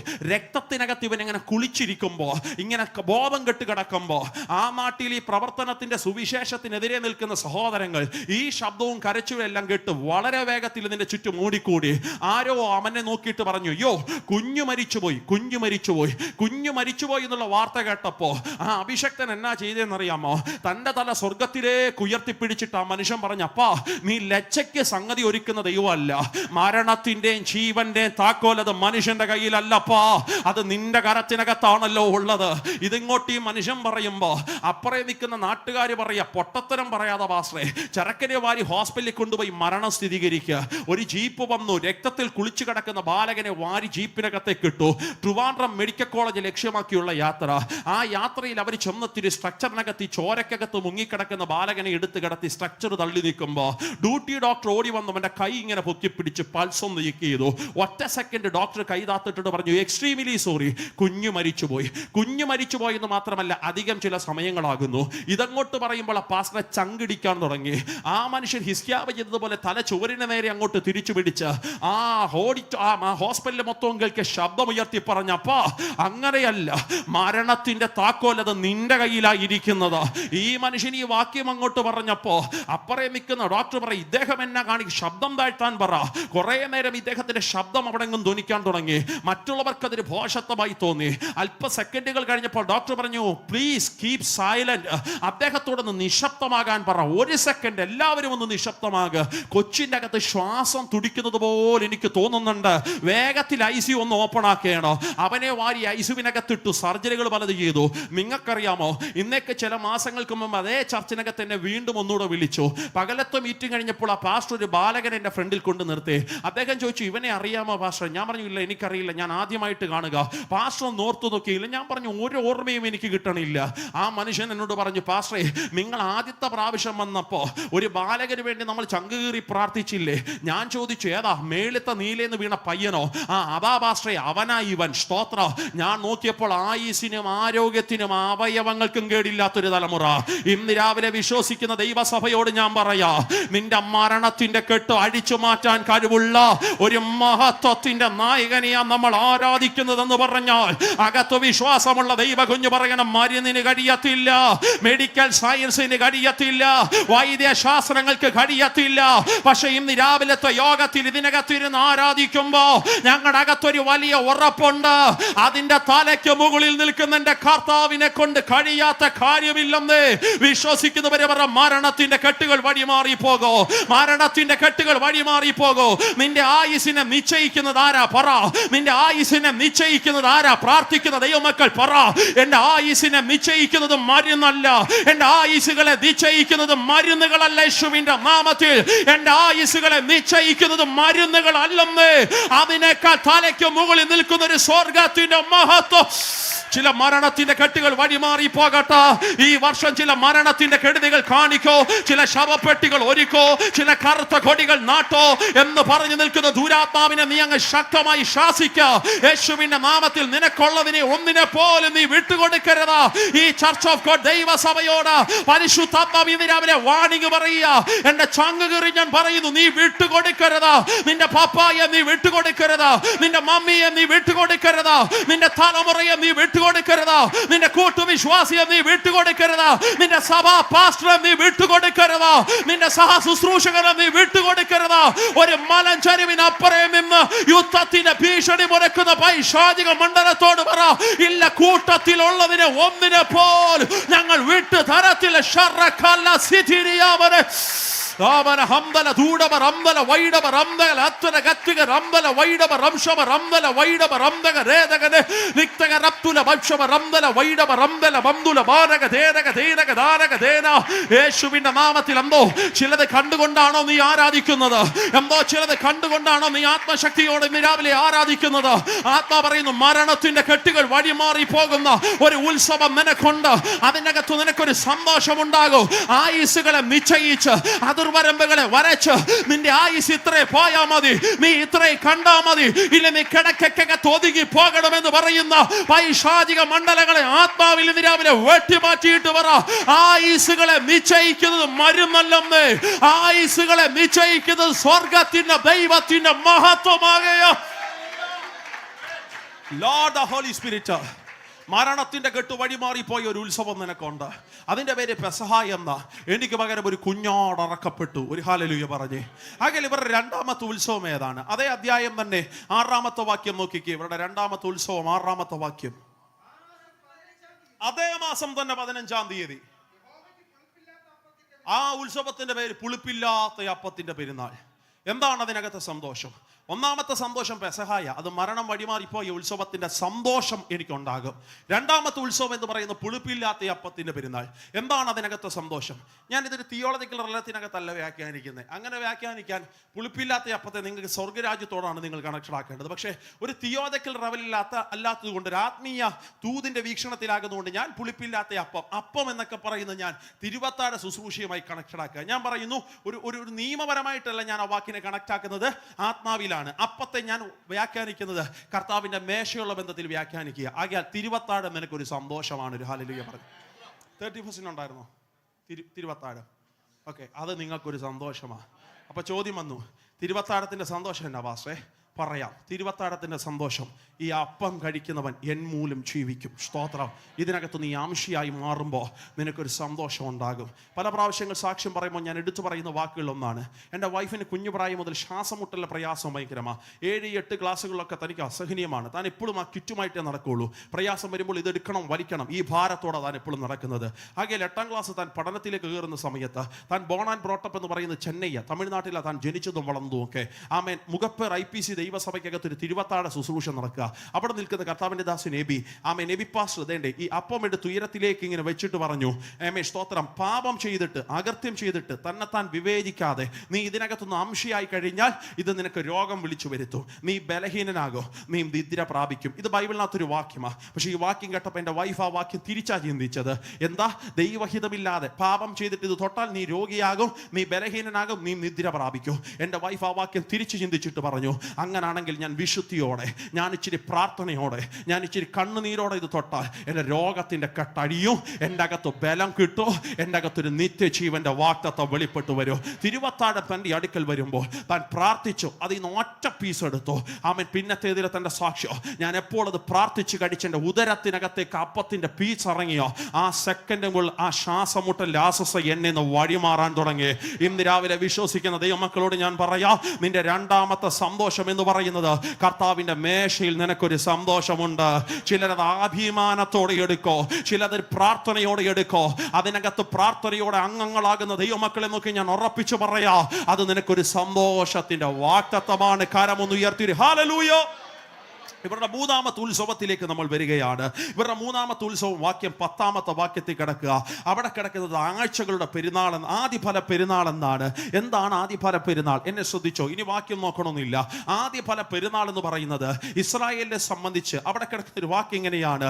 ആമേൻ സ്തോത്രം. നീ ഇസ്രായേൽ മക്കളോട് പറയേണ്ടത്, ഞാൻ നിങ്ങൾക്ക് തരുന്ന ദേശത്ത് നിങ്ങൾ എത്തിയ ശേഷം, ഞാൻ അതേന്നൊരു ദൂത് പറയാ, ഞാൻ നിങ്ങൾക്ക് തരുന്ന ദേശത്ത് നിങ്ങൾ എത്തിയിരിക്കും. ഒരു ഹല്ലേലൂയ പറഞ്ഞേ. എന്ന് വെച്ചാൽ ഇത് പാതി വഴിയിൽ അവസാനിക്കത്തില്ല. നിന്നെ വിളിച്ചത് സ്വർഗത്തിലെ ദൈവമാണെങ്കിൽ അവൻ നിന്നോട് പറഞ്ഞ സ്ഥലത്ത് അവൻ നിന്നെ കൊണ്ടുവന്ന് എത്തിച്ചിരിക്കുക. എത്തിയ ശേഷം മാത്രമല്ല, അടുത്ത വാക്ക്, നീ അതിനകത്ത് വിളവെടുക്കുമ്പോൾ എത്തിയ ശേഷം വിളവെടുക്കുമ്പോൾ ഈ രണ്ട് പദമേ അവിടെ ഉള്ളെങ്കിലോ ഞാൻ അതിനകത്തൊരു വാക്കും കൂടെ എഴുതി ചേർക്കുക. എത്തിയ ശേഷം വിളവെടുക്കുമ്പോൾ മാത്രമല്ല, എത്തിയ ശേഷം നീ അതിനിടയിൽ ഒരു വിത നടത്തോ. ആ വിതയ്ക്കുമ്പോൾ നിനക്കൊരു വിളവെടുപ്പ് ഉണ്ടാകും. വിശ്വസിക്കുന്നവർക്കായി സ്തോത്രം. ഞാൻ പറഞ്ഞ സ്ഥലത്ത് നിങ്ങൾ എത്തൂ. ആ എത്തിയ സ്ഥലത്തിനകത്ത് നിങ്ങൾ വിതയ്ക്കുന്നതിന് ശേഷം നിങ്ങൾക്കൊരു വിളവെടുപ്പ് ഉണ്ടാകും. അങ്ങനെ നിങ്ങൾ വിളവെടുക്കുമ്പോൾ നിങ്ങൾ അടുത്ത ഉത്സവം എന്ന് പറയുന്നത് ആ കൊയ്ത്തിന്റെ ആദ്യത്തെ കറ്റയുണ്ടല്ലോ, ആ ആദ്യത്തെ കറ്റ നീ പുരോഹിതന്റെ കയ്യിൽ കൊണ്ടു കൊടുക്കണം. അതിന് വേദപുസ്തകം വിളിച്ച പേര് ആദ്യ ഫലക്കറ്റ പെരുന്നാൾ. ഒരു സ്തോത്രം പറഞ്ഞേ. ഇനി ഞാൻ ആ വാക്ക് നമ്മളുള്ള ബന്ധത്തിൽ വ്യാഖ്യാനിക്കാം. ഞാൻ പറഞ്ഞ സ്ഥലത്ത് യുഎയുടെ മണ്ണിൽ നമ്മൾ എത്തിയ ശേഷം, എത്തി, നമ്മൾ ഈ സ്ഥലത്ത് എത്തിയ ശേഷം ഇവിടെ നമുക്ക് ജോലി കിട്ടും. ജോലി കിട്ടുമ്പോൾ അതിൽ നിന്ന് നമ്മൾ സാലറി എടുക്കും. ഒരു സ്വത്രം പറഞ്ഞാട്ടെ. സാലറി എടുക്കുമ്പോൾ ആ സാലറിയുടെ ആദ്യത്തെ അംശം പാസ്റ്ററിന്റെ കൈ കൊണ്ട് കൊടുക്കണം. ഒരു സ്വത്രം പറഞ്ഞു. പക്കാവാക്കി അങ്ങനെയാ സ്വത്രം. ഈ ട്രിവാൻഡ്രം പട്ടണത്തിൽ ചെല്ലുമ്പോൾ ഇന്നും ഒരു കാഴ്ച കാണാൻ പറ്റും. റബ്ബർ ഷീറ്റുമായിട്ടൊക്കെ വരുന്നവരുണ്ട്. ട്രിവാൻഡ്രം പട്ടണത്തിൽ മീറ്റിങ്ങിന് റബ്ബർ ഷീറ്റുമായിട്ട്, പിന്നെ ഈ പിടി അരിയുമായിട്ട്, ചേമ്പ്, കാച്ചിൽ. എനിക്ക് ആദ്യമൊക്കെ ഭയങ്കര ക്യൂരിയോസിറ്റി ആയിരുന്നു. ഞാൻ അവിടുത്തെ പാസ്റ്ററോട്, ഇവിടെ എന്നാ പാസ്റ്റർ റബ്ബറിന്റെ വലിയ പാസ്റ്ററായി, അവര് റബ്ബർ ഷീറ്റ് അടിച്ചു, ആദ്യത്തെ ഷീറ്റ് ആലയത്തിൽ കൊണ്ടുവന്നു. ഒരു സ്വത്രം പറഞ്ഞാട്ടെ. ഞാൻ ഈ സഭയെ നോക്കി പറയാം, നിങ്ങൾ റബ്ബർ ഷീറ്റ് ഒന്നും കൊണ്ടുവന്നില്ലെങ്കിലും അത് വിറ്റിട്ട് ആദ്യത്തെ പൈസ എന്ത് ചെയ്യണം? ഇവിടെ കൊണ്ടുവന്ന് വിതയ്ക്കണം. നിങ്ങളെ ഏൽപ്പിച്ച ചർച്ച് ഓഫ് ഗോഡ് ദൈവസഭയാണെങ്കിൽ അത് ഗസ്റ്റ് പാസ്റ്റർമാർക്കും പോകരുത്. അത് നിങ്ങളുടെ സഭയ്ക്കകത്ത് നിങ്ങൾ വിതയ്ക്കണം. സ്തോത്രം. എവിടെങ്കിലും അല്ല, നിങ്ങളെ ഏൽപ്പിച്ച, നിങ്ങൾക്ക് വേണ്ടി പ്രാർത്ഥിച്ച ആ ചർച്ചിനകത്ത് നിങ്ങൾ വിതയ്ക്കണം. അങ്ങനെ വിതച്ചാൽ ബൈബിൾ അതിന് വിളിച്ച പേര് ആദ്യ ഫലക്കറ്റ പെരുന്നാൾ. ഒരു ഹല്ലേലൂയ പറഞ്ഞേ. അങ്ങനെ ഒരു ഉത്സവം നമുക്കുണ്ടാകും. അതിനകത്ത് ഒന്നുപോലും കുറയാൻ ദൈവം സമ്മതിക്കുകയില്ല. ഇനി എൻ്റെ ഒരു കൊച്ചു ചോദ്യം, ഇത് പ്രഭുത്വമായ സഭയാ, എനിക്ക് നന്നായിട്ടറിയാം. ഈ ചോദ്യം ചോദിക്കുമ്പോൾ എനിക്ക് വലിയ ആശങ്കയുണ്ട്. പുതിയ നിയമത്തിൽ നിങ്ങൾക്കറിയാം ദശാംശം ഉണ്ടെന്നോ ഇല്ലെന്നോ? ഇല്ല. ഉണ്ടോ? ഇല്ല. പിന്നെ പുതിയ നിയമത്തിനകത്ത് എന്നാ ഉള്ളേ? കേട്ടില്ല. ഓഹരിയില്ല. ഒരു സ്വത്രം പറഞ്ഞാട്ടെ. അപ്പൊ ആശങ്കയായാലോ. പുതിയ നിയമത്തിൽ ദശാംശവും ഇല്ല, ഓഹരിയില്ല. പിന്നെ പുതിയ നിയമത്തിൽ എന്നാ വാസമുള്ളേ? പുതിയ നിയമത്തിൽ അതിന് ബൈബിൾ വിളിച്ച പേര് കൃപ എന്നാണ്. എന്നാ? കൃപ. കൊടുക്കുന്നതിന് ബൈബിൾ വിളിച്ച പേരെന്നാ? കൃപ. മക്കതോന്യ സഭയ്ക്ക് ലഭിച്ച എന്താ? ഭൂതങ്ങളെ പുറത്താക്കാനോ? മക്കതോന്യ സഭയ്ക്ക് ലഭിച്ച കൃപ കൊടുക്കാനുള്ള കൃപ. ധനശേഖരം നടത്തിയപ്പോ അഭിഷക്തനായ പൗലോ സഭയെ നോക്കി പറയാം, നിങ്ങൾ കൊടുത്തതിന്റെ പേര് ദശാംശമെന്നല്ല മക്കതോന്യ സഭയെ, നിങ്ങൾ കൊടുത്തതിന്റെ പേര് ഓഹരിയൊന്നുമല്ല, നിങ്ങൾ കൊടുത്തതിന് ഞാൻ വിളിക്കുന്നു അത് കൃപയാണ്. ഒരു സ്വത്രം പറഞ്ഞേ. ഞാൻ എൻ്റെ സഭയിൽ എപ്പോഴും പറഞ്ഞു പഠിപ്പിക്കുന്ന ഒരു പദം, നിനക്ക് 10 കൊടുക്കാനേ കൃപയുള്ളോ, നീ 10 കൊടുത്താൽ മതി. അല്ല, നിനക്ക് 1000 കൊടുക്കാൻ കൃപയുണ്ടോ, 1000 എന്ത് ചെയ്യണം? അത് നമ്മുടെ കയ്യിലിരിക്കുന്ന നന്മയുടെ ബേസിലല്ല കൊടുക്കുന്നേ, ദശാംശവും അല്ല, അത് ഓഹരിയും അല്ല, അത് നമ്മുടെ അകത്തൊരു കൃപയാ. 1000 കൊടുക്കാൻ എനിക്ക് കൃപ കിട്ടി. ഒരു സ്വത്രം പറഞ്ഞേ. കൃപ. ഒന്ന് പറഞ്ഞേ. ഒന്നുകൂടെ പറഞ്ഞേ. കൃപ. സ്തോത്രം. ഞങ്ങളുടെ ചർച്ചയിൽ ഞങ്ങളുടെ സഭയുടെ ഇപ്പൊ പണി നടക്കുക, ആലയത്തിന്റെ പണി നടക്കുക. അപ്പൊ ഞാൻ സഭയിൽ അനൗൺസ്മെന്റ് നടത്തി. ഞങ്ങളുടെ സഭയിലെ സാധുക്കള ഞാൻ പറഞ്ഞു, നിങ്ങളുടെ കയ്യിൽ എന്നാ ഉള്ളേ? അതെന്നെ എനിക്കറിയാം. ഞങ്ങളുടെ സഭയിൽ അങ്ങോട്ട് ഞാൻ വണ്ടിക്കൂലി കൊടുത്തിട്ട് വരുന്നതാ ഇതൊക്കെ. സ്തോത്രം. 250 രൂപ ഓട്ടക്കൂലിക്ക് അങ്ങോട്ട് കൊടുത്താലേ ഇതൊക്കെ വരുള്ളൂ. സ്തോത്രം. അങ്ങനെ ഒരു സഭ. ഞാൻ പക്ഷേ പറഞ്ഞു, നമ്മുടെ ചർച്ചിനകത്ത് ഇത്ര രൂപ ബഡ്ജറ്റ് ഉണ്ട് ആലയ പണി നടത്താൻ വേണ്ടി. നമ്മളത് ഓൾറെഡി തുടങ്ങി വെച്ചു. നിങ്ങളുടെ കയ്യിൽ എന്നാ ഉള്ളത് അത് കൊണ്ടുവരണം. പിറ്റേ ആഴ്ച ഞങ്ങളുടെ ചർച്ചിനകത്ത് സൂസി എന്ന് പറയുന്ന ഒരു ആന്റി ഉണ്ട്. ഈ ആന്റി സൂസൻ ആന്റി എൻ്റെ കയ്യിലൊരു നന്മ കൊണ്ട് തന്നു. സ്തോത്രം. കൈ ഇങ്ങനെ മടക്കി, അറിയാലോ പാസ്റ്റർമാർക്ക് പൈസ കൊടുക്കുന്നത്, മേടിക്കാൻ വരുവാന്നോ? ഓക്കെ. ഇങ്ങനെ കൊണ്ടുവരുമ്പോൾ അത് കൈക്കകത്ത് ഇങ്ങനെ ചുരുട്ടിയ വെച്ചിരിക്കുന്നത്, ഇങ്ങനെ കൊണ്ടുവന്നു, കരത്തിനകത്തേക്ക് പിടിച്ചു. സ്തോത്രം. ഞാൻ പറഞ്ഞു, കർത്താവ് ഈ നന്മയ്ക്കായി സ്തോത്രം. സ്തോത്രം പറയാൻ തുടങ്ങിയപ്പോൾ ഈ ആന്റി പറഞ്ഞു, പാസ്റ്റേ ഒരു സെക്കൻഡ്. ഞാൻ ചോദിച്ചു, എന്നാ? 30 രൂപയേ ഉള്ളൂ കേട്ടോ. സ്തോത്രം. എത്ര? 30 ദിർഹംസ് അല്ല, 30 ഇന്ത്യൻ മണി, 10ന്റെ 3 നോട്ടുകൾ. ഞാൻ പറഞ്ഞു അതിനെന്നാ? അല്ല ഫസ്റ്റ് 30 ഉള്ളോ? ഞാൻ പറഞ്ഞു എൻ്റെ പൊന്നാൻറ്റി, 1000 കൊണ്ടു തരുന്നതിനേക്കാൾ അഭിമാനത്തോടെ ഞാൻ ഇത് മേടിക്കണേ. ഇനി ആൻറ്റി അടുത്ത് പറഞ്ഞ വാക്കെന്നാണെന്നറിയാമോ? കഴിഞ്ഞ ആഴ്ച ഒന്നും കഴിക്കാനില്ലായിരുന്നു പാസ്റ്റേ, ഈ കഞ്ഞി തന്നെ വീണ്ടും വീണ്ടും തിളപ്പിച്ച് ഊറ്റിയും വെച്ചു വെക്കതാ.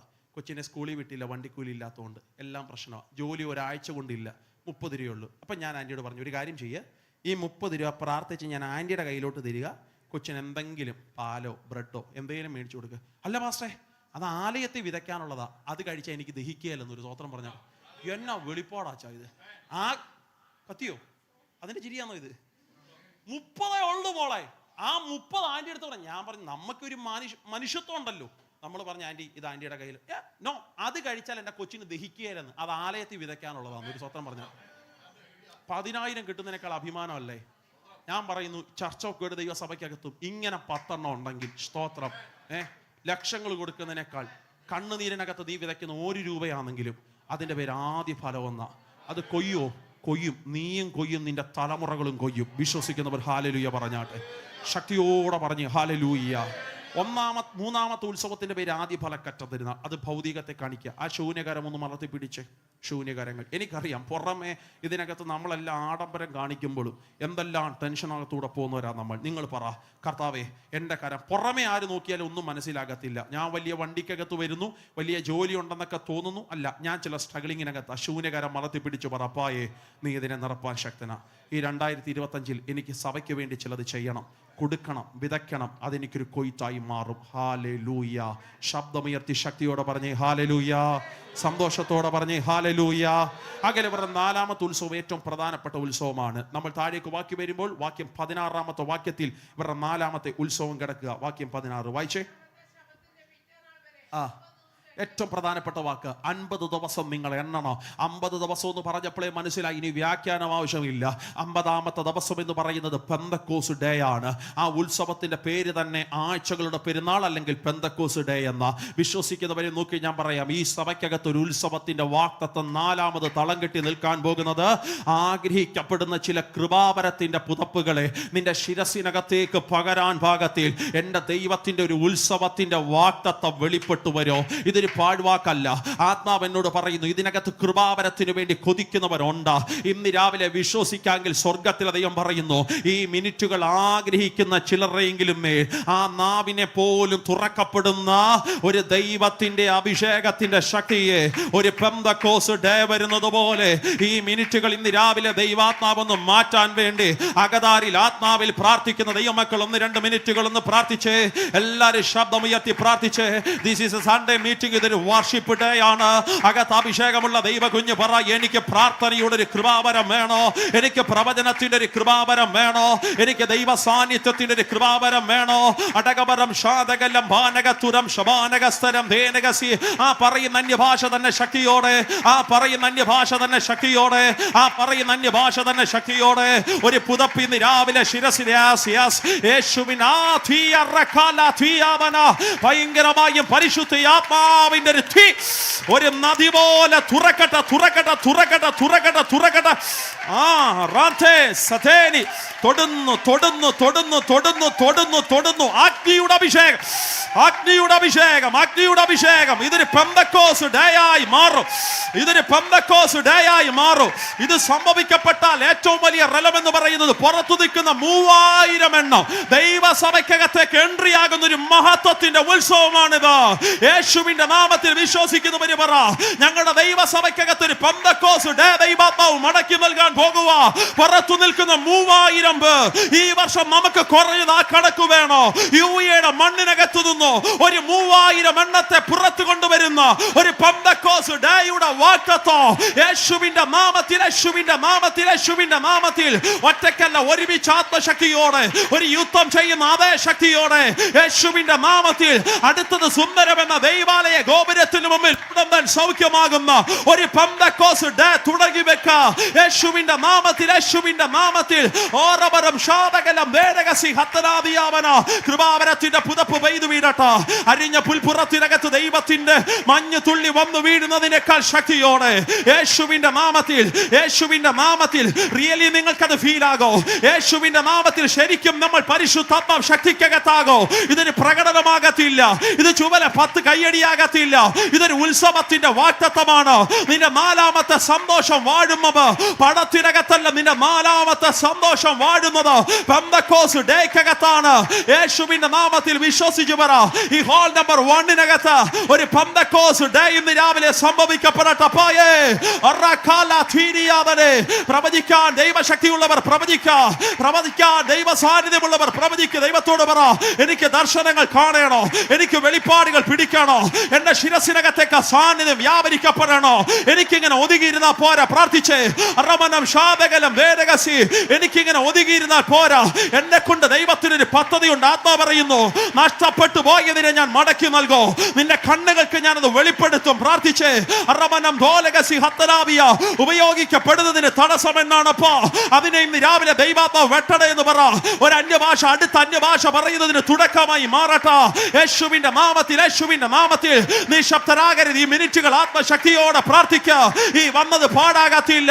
ഇന്ന് രാവിലെ നിന്റെ ശരീരത്തിന്റെ പ്രഷർ കൊണ്ട് നിനക്ക് പതച്ചുമൂടി കിടന്ന് ഉറങ്ങാമായിരുന്നു. എന്നിട്ടും നീ ഫ്ലാറ്റിനകത്ത് കിടന്ന് ഉറങ്ങാതെ ആരാധന ആലയത്തിനകത്തേക്ക് നീ എൻട്രിയ. ഒരു തീ ഇന്ന് രാവിലെ കത്തട്ട, ഒരു അഭിഷേകത്തിന്റെ തീ കത്തട്ട.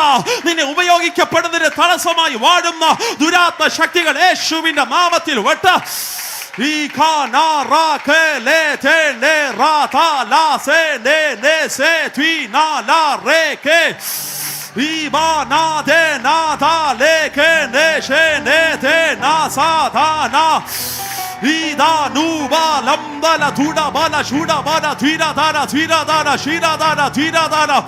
ചിലർ കരമടിക്കുമ്പോൾ ചിലർ മാത്രം ദർശനങ്ങളെ കാണോ, ചിലർ ദർശനങ്ങളെ കാണുമ്പോൾ ചിലർ വെളിപ്പാടുകൾ കാണോ, ചിലർ ദൈവ ശബ്ദങ്ങൾ പ്രവചിക്കോ.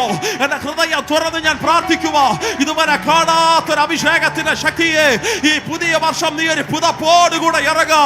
ഈ പുതിയ വർഷം നീ ഒരു പുതപ്പോടുകൂടെ ഇറങ്ങാ. ഈ പുതിയ വർഷം നീ ഒരു അഭിഷേകത്തിന്റെ പുതപ്പോടെ ഇറങ്ങാ. നീ കാത്തിരിക്കാൻ തുടങ്ങിയപ്പോ നാട്ടുകാർ നിന്നെ നോക്കി പറഞ്ഞില്ലേ നിന്റെ കാത്തിരിപ്പ് പാടായി പോകുമെന്ന്.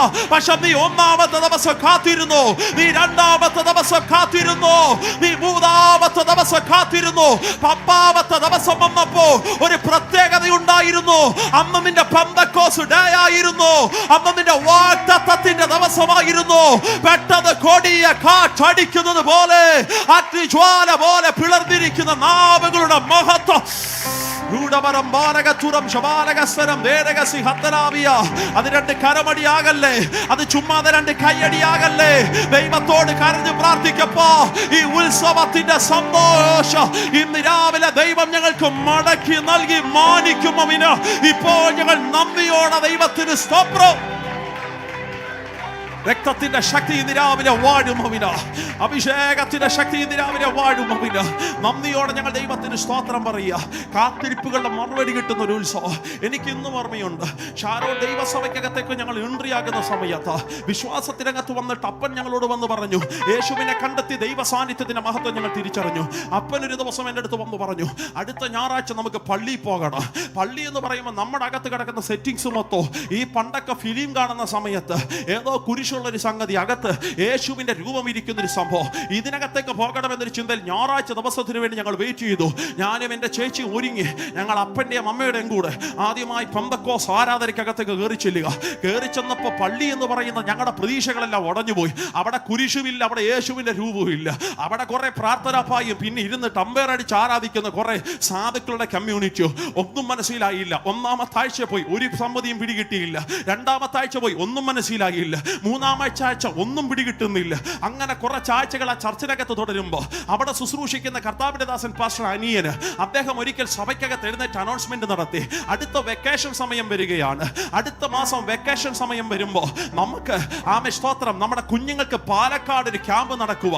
അവകയാൽ ക്യാമ്പിന് പോകാൻ ആഗ്രഹിക്കുന്ന കുഞ്ഞുങ്ങൾ എൻ്റെ പേരിനകത്ത് ലിസ്റ്റ് തരണോ. ഞാൻ ഓടിച്ചെന്ന് പാസ്റ്ററുടെ കയ്യിൽ ആദ്യത്തെ പേരെൻ്റെ കൊടുത്തു. എൻ്റെ ആഗ്രഹം പാലക്കാട് ക്യാമ്പിന് പോകാനല്ല, അവിടുത്തെ മീറ്റിംഗ് അറ്റൻഡ് ചെയ്യാനുമല്ല, എനിക്ക് പാലക്കാട് ഒന്ന് കാണണം. ഒരു സ്തോത്രം പറഞ്ഞു. വീട്ടിൽ നിന്നോ കൊണ്ടുപോകില്ല. ഇതിപ്പോൾ ചർച്ച ചെയ്താകുമ്പോൾ ഫ്രീ ആണല്ലോ. ആകെ ഞാൻ പേര് കൊടുത്തു. എനിക്ക് ട്രെയിനകത്തൊക്കെ കയറാൻ അത് ഭയങ്കര ഇഷ്ടമാണ്. അങ്ങനെ പാലക്കാട് ദിവസം മീറ്റിങ്ങിൻ്റെ ദിവസം എത്തി. ആമേൻ. സഭയ്ക്കകത്ത് നിന്ന് ഏകദേശം തെരഞ്ഞെടുക്കപ്പെട്ട 50 കുഞ്ഞുങ്ങൾ യൗവനക്കാരുണ്ട്. ഞങ്ങൾ ട്രെയിൻ ടിക്കറ്റുകൾ ബുക്ക് ചെയ്തു. സഭയെല്ലാം കാര്യങ്ങൾ ക്രമീകരിച്ചു. എന്നാ സുഖ യാത്രയാ, പാട്ടൊക്കെ പാടി സ്ഥലമൊക്കെ കണ്ട് അവിടുത്തെ പ്രധാന ഫുഡൊക്കെ അടിച്ച് അങ്ങനെ ക്യാമ്പ് സെന്ററിനകത്ത് ചെന്നു. അവിടെ ചെന്ന് ആദ്യത്തെ ദിവസം കയറിയപ്പോഴാണ് വന്നത് അബദ്ധമായി പോയി. ക്ലാസ് എന്നൊക്കെ പറയുന്നത് എന്നാ ക്ലാസ്സാ എൻ്റെ തമ്പുരാനെ, നമ്മൾ കണ്ണ് തുറന്നിരുന്ന് ഉറങ്ങുക പറയത്തില്ലേ, ആ കൃപ പെന്തക്കോസ്തരെ നമുക്കുള്ളതുപോലെ വേറൊരു ജാതിക്കുമില്ല. ഒരു സ്തോത്രം പറഞ്ഞാട്ടെ. ആ കണ്ണു തുറന്നിരുന്ന് ഉറങ്ങുക. ആ ക്ലാസ്സുകളൊക്കെ ഭയങ്കര ബോറിങ്ങാ. ക്യാമ്പിൻ്റെ 3-ാമത്തെ ദിവസം 2-ാമത്തെ ദിവസം എത്തി. പിറ്റേ ദിവസം ക്യാമ്പ് അവസാനിക്കുക. 2-ാമത്തെ ദിവസം വൈകിട്ടായപ്പോൾ ഒരു അനൗൺസ്മെന്റ് നടത്തി. ആകയാൽ നാളെ വൈകിട്ട് നമുക്ക് ചാരി സെക്ഷൻ ഉണ്ട്, നാളെ വൈകിട്ട് നമുക്ക് കാത്തിരിപ്പ് യോഗമുണ്ട്. ഈ സംഗതി എന്താന്ന് പോലും അറിയത്തില്ല. ഹൈന്ദവ മാർഗത്തിൽ നിന്ന് രക്ഷിക്കപ്പെട്ട് കയറി ഇങ്ങോട്ട് വന്നേ ഉള്ളൂ. എന്നാ ചാരി സെക്ഷൻ ഒരു വിടുത്തുമില്ല. ആ കൂട്ടത്തിൽ ചെറിയ ഗണത്തിലാണ് ഞങ്ങളൊക്കെ പെടുന്നത്. ഞങ്ങളാണ് ഏറ്റവും ജൂനിയേഴ്സ് എന്ന് പറയുന്നത്. ഞങ്ങളെക്കാൾ സീനിയർ അച്ചച്ചന്മാരുണ്ട്. അവരുടെ അടുക്ക ഞങ്ങൾ ചെന്നിട്ട് ചോദിച്ചു, എന്നാ ടാരി സെക്ഷൻ? പുള്ളി പറഞ്ഞു, അയ്യോ മക്കളെ, അതൊരു 1.5 സെക്ഷനാ, മക്കള് വരണ്ട, നിങ്ങൾക്ക് പറ്റത്തില്ല, കപ്പാസിറ്റി ഇല്ല, നിങ്ങൾ ഡോർമെട്രി കിടന്ന് ഉറങ്ങിയാൽ മതി, അത് ഇച്ചിരി താമസിച്ചൊക്കെ നിൽക്കുള്ളൂ. നമുക്കൊരു ഗുണമുണ്ട്, ആരെങ്കിലും എന്തെങ്കിലും കാര്യം ചെയ്യരുതെന്ന് പറഞ്ഞാൽ നമുക്ക് ചെയ്യാൻ ആവേശമാണ്. ഒരു സ്വത്രം പറഞ്ഞേ. വരണ്ടെന്ന് പറഞ്ഞപ്പോൾ പോകാൻ ആവേശം വന്നു. വരണ്ടെന്ന് പറഞ്ഞു, എന്നാൽ പിന്നെ പോയിട്ടേ ഉള്ളൂ കാര്യം. അവർ പറഞ്ഞു പറ്റത്തില്ല, നിങ്ങൾക്ക് ഇരിക്കാൻ പറ്റത്തില്ല. അങ്ങനെ പറഞ്ഞാൽ നമുക്ക് പിന്നെ വാശിയാ, നമുക്ക് ഇരുന്നേ പറ്റുള്ളൂ. ആകെ ചാരി സെക്ഷൻ ചെയ്യുന്നു. എനിക്കിപ്പോഴും ഓർമ്മയുണ്ട് ദൈവദാസനെ, ഒരു സ്കെൽറ്റായ പയ്യൻ, നീളത്തിൽ കുറിയത് വണ്ണത്തിൽ ഒട്ടിയ ഒരു സ്കെൽറ്റായ പയ്യൻ. മനുഷ്യന്റെ പേരെനിക്ക് ഇന്നും അറിയത്തില്ല. ഇതുപോലൊരു മൈക്രോഫോൺ എടുത്തുകൊണ്ട് വന്നു. അവൻ ആത്മാവിന്റെ ശക്തിയോടെ ഗലീലക്കകത്ത് മടങ്ങിച്ചെന്നു. ഈ വാക്യം അങ്ങോട്ട് എടുത്തു. പിന്നെ പറഞ്ഞ സംഗതികളെ കുറിച്ച് ഒരു ഓർമ്മയില്ല. ഇതങ്ങോട്ട് ആത്മാവിന്റെ ശക്തി എന്ന് പറയുമ്പോൾ പിന്നെ പ്രസംഗവും പോയിന്റ് വ്യാഖ്യാനം ഒന്നുമില്ല. ഇതങ്ങോട്ട് പറയുമ്പോൾ നമ്മൾ പറയത്തില്ലേ, ഈ ശരിക്കും പ്ലഗിനകത്ത് ചെന്ന് തൊടുക എന്ന് പറഞ്ഞാൽ ശരീരത്തിനകത്തേക്ക് കറണ്ട് പാസ് ചെയ്യുന്നത് പോലെ എന്തോ ഭയങ്കര അങ്ങോട്ട് പോകുന്നോ ഇങ്ങോട്ട് വരുന്നോ. അപ്പോഴത്തേക്ക് നമ്മളെടുത്ത് ആരോ അങ്ങ് പറയ കണ്ണട, വർഷിപ്പ് ലീഡർ അല്ല, ആരോ നമ്മളെടുത്ത് പറയ കണ്ണടക്കട, പേടിച്ച് കണ്ണങ്ങടച്ചോ. ആമേൻ. ആത്മാ പറയും കരമടിക്കട. ഇത് ആത്മാവാന്നൊക്കെ പിന്നെ മനസ്സിലാവും. നമ്മൾ കരമടിക്കാൻ തുടങ്ങി. അപ്പൊ കുറെ നേരം കഴിഞ്ഞപ്പോൾ അകത്തിരിക്കുന്ന സ്പിരിറ്റും അങ്ങനല്ലടാ, എഴുന്നേറ്റ് നിന്ന് കൈയടിക്കട. ഇത് വർഷിപ്പ് ലീഡർ അല്ല, അകത്തിരിക്കുന്ന അഭിഷേകം പറയും എഴുന്നേറ്റ് നിന്ന് കൈയടിച്ചു. ആ കൈയടി എത്ര നേരം പോയി അറിയാൻ പാടില്ല. കുറെ സമയം ആരോ നമ്മളെടുത്ത് വന്ന് തട്ടുന്നു, നമ്മൾ അങ്ങോട്ട് വീഴുന്നു, മറിയുന്നു. എന്നൊക്കെ പരിപാടി. കണ്ണ് തുറക്കാൻ പേടിയാ. കണ്ണ് തുറന്നാൽ ഇത് വിട്ടുപോകുമെന്നൊരു പേടി. അതുകൊണ്ട് കണ്ണ് തുറക്കാൻ പേടിയാ. ഇതിങ്ങനെ മൂവാകുക. കുറെ നേരം കഴിഞ്ഞപ്പോൾ ആ ഒരു ദൈവദാസൻ ആ ടോണൊക്കെ മാറി, മൈക്ക് മറ്റൊരു ദൈവദാസന്റെ കരത്തിൽ വന്നതായി നമുക്ക് കേൾക്കുമ്പോൾ മനസ്സിലാകും. ആ മനുഷ്യൻ പറഞ്ഞു, സമയം ഇത്രയും പോയല്ലോ, ആകെ ആശീർവാദം പറഞ്ഞ് ഈ സെക്ഷൻ നമ്മൾ അവസാനിപ്പിക്കുകയാണ്. നമ്മുടെ ചാരി സെക്ഷൻ ഇത്രത്തോളം ദൈവം അനുഗ്രഹിച്ചല്ലോ. അപ്പോൾ ആ കണ്ണ് തുറന്ന് നോക്കുന്നത് രാത്രി 9 മണിക്ക് തുടങ്ങിയ മീറ്റിംഗ്, കണ്ണ് തുറന്ന് നോക്കുമ്പോൾ രാത്രി 12:40. സ്തോത്രം. ഇത്രയും നേരം കൈയടിച്ചോ? ഇങ്ങനൊരു മനുഷ്യന് കൈയടിക്കാൻ പറ്റുമോ? അവൻ ക്ഷീണിക്കത്തില്ലേ? അവൻ തളർന്നു പോകത്തില്ലേ? പിന്നത്തേതിൽ എൻ്റെ മനസ്സിനകത്തൊരു ചിന്ത, ഇതെന്തുവാ എൻ്റെ മേൽ കിട്ടിയത്? അഭിഷേകമാണെന്ന് പിന്നത്തേതിലാണ് മനസ്സിലായത്. ആകെ തിരിച്ച് ഹാളിനകത്തുനിന്ന് ഡോർമെട്രിയിലേക്ക് എല്ലാവരും പോകാൻ നേരം എൻ്റെ മനസ്സിലൊരു ചോദ്യം. ആരെങ്കിലും എന്നോട് വന്ന് ചോദിക്കണം, എടാ നിനക്ക് എന്നാ സംഭവിച്ചതെന്ന്. അപ്പൊ എനിക്ക് അവരോട് ചോദിക്കണം, നിങ്ങൾ പറ എനിക്ക് എന്നാ സംഭവിച്ചത്. കാരണം എനിക്കിതിനെക്കുറിച്ച് അറിയത്തില്ല. ഇങ്ങനെ ഞാൻ ഈ ആശങ്കയോടെ ഡോർമെട്രിയിലേക്ക് കുഞ്ഞുങ്ങളും സീനിയേഴ്സും എല്ലാവരോടും ഞങ്ങൾ ഇങ്ങനെ നടന്നു പോകുമ്പോൾ ആ ഡോർമെട്രിയുടെ ഹാളിനകത്തേക്ക് എൻട്രി ആകാൻ നേരം എൻ്റെ തോളിനകത്ത് വന്ന ഒരാൾ തട്ടി. ഞാൻ തിരിഞ്ഞു നോക്കിയപ്പോൾ ഞങ്ങളുടെ ചർച്ചിന്റെ മദർ ആൻറ്റിയാ. ഒരു സ്വതന്ത്രം പറഞ്ഞാട്ടെ. ആൻറ്റിയനോട് ഒറ്റ ചോദ്യം ചോദിച്ചോളൂ, ഡാ നീ അഭിഷേകം പ്രാപിച്ചോ? അപ്പം ഞാൻ ആൻറ്റിയോട് തിരിച്ചു ചോദിക്കുക, ആൻറ്റി പറ ഞാൻ അഭിഷേകം പ്രാപിച്ചോ? ആൻറ്റി പറഞ്ഞു, നീ മലയാളം അല്ലാതെ എന്തെങ്കിലും പറഞ്ഞോ? ഞാൻ പറഞ്ഞു, എന്തൊക്കെയോ പറഞ്ഞു കലബില പോലെ, പക്ഷെ മലയാളമല്ലെന്ന് എനിക്കറിയാം. എടാ നീ അന്യഭാഷ പ്രാപിച്ചോടാ. ഇതങ്ങോട്ട് കേൾക്കുമ്പോൾ സ്വർഗം കിട്ടിയൊരു സന്തോഷമാ. സ്തോത്രം. നിങ്ങൾക്കറിയാമോ, ആ രാത്രി ഞാൻ 4 പ്രാവശ്യം ചാടി ദൈവസന്നിധി ഉറങ്ങാൻ കിടന്നതാ. പക്ഷെ 4 പ്രാവശ്യം ആരോ എന്നെ വന്ന് തട്ടി എഴുന്നേൽപ്പിക്കുന്ന പോലെ, പ്രാർത്ഥിക്ക. ആ ഡോർമെട്രി എല്ലാം പുതച്ചു മൂടി കിടന്നുറങ്ങുമ്പോൾ എനിക്ക് ഉറക്കം കിട്ടില്ല. അങ്ങോട്ടും ഇങ്ങോട്ടും ഒക്കെ നടന്ന് പ്രാർത്ഥിക്കുക. അന്ന് രാത്രി ഞാൻ തിരിച്ചറിഞ്ഞൊരു ആത്മശക്തിയുണ്ട്. അതുപോലൊരു മഹത്വം പിന്നൊരു പ്രാവശ്യം പോലും ഞാൻ കണ്ടിട്ടില്ല. പല പ്രാവശ്യം പ്രാർത്ഥനയുടെ ഉൾമുറിക്കകത്തിരിക്കുമ്പോൾ ഞാൻ ദൈവത്തോട് പറയും, അപ്പാ എൻ്റെ 14-ാമത്തെ വയസ്സിൽ ഞാൻ പോലും അറിയാതെ എൻ്റെ മേൽ ഗിഫ്റ്റായി തകർന്നൊരു പെന്തക്കോസിന്റെ അഭിഷേകം ഒരു പ്രാവശ്യം കൂടെ എന്നെ ഒന്ന് തൊട്ട് തലകൂടി പോയായിരുന്നെങ്കിൽ. ഇന്ന് രാവിലെ ഇതിനകത്തിരിക്കുന്ന ദൈവമക്കളോട് ചോദിക്കുക, ഓർമ്മയുണ്ടോ ഡേയെ കുറിച്ച്? നീ കാത്തിരുന്ന കാത്തിരിപ്പിന്റെ അഭിഷേകം നിന്റെ ശിരസിനകത്തേക്ക് പെയ്തു വീണ ആ ദിവസത്തെ കുറിച്ച് ഓർമ്മയുണ്ടോ?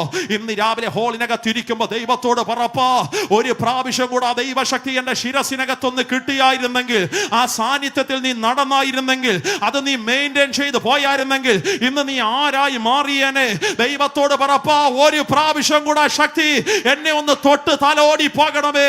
ഇന്ന് രാവിലെ ഇതിനകത്ത് പ്രാർത്ഥിക്കുന്ന ദൈവമക്കൾ ഒരുമിച്ചിരിക്കുമ്പോ ഞാൻ ആത്മാവിൽ വിശ്വസിക്കുക, കൊതിക്കുന്ന ചിലരുടെയെങ്കിലും ആ ദൈവ സാന്നിധ്യത്തിന്റെ മഹത്വം, എന്റെ ദൈവത്തിന്റെ ഇതൊരു അഭിനയമല്ല, ഇത് നാട്ടുകാരെ കാണിക്കാനല്ല. വിശ്വസിക്കുന്ന ദൈവ കുഞ്ഞു പറ, എന്റെ മേൽ ദൈവ സാന്നിധ്യത്തിന് ഉണർവ്, ഒരു പെന്തക്കോസ്തിന്റെ ഉത്സവം, രക്തത്തിന്റെ ശക്തി ഇന്ന് രാവിലെ വ്യാപരിക്കപ്പെടട്ടപ്പായുടെ സാന്നിധ്യത്തിന്റെ മഹത്വം. ൂടംബാരം ഷാരം ധേരം ധേരം ഒന്നിന്റെ സപ്പോർട്ട് ഇല്ലാതെ, ഒരു മിനിറ്റ് കരങ്ങളെയെല്ലാം ചേർത്തടിച്ച് ശക്തിയോടെ, ഒന്നിന്റെ സപ്പോർട്ട് ഇല്ലാതെ കരങ്ങളെ ചേർത്തടിച്ച് ശക്തിയോടെ.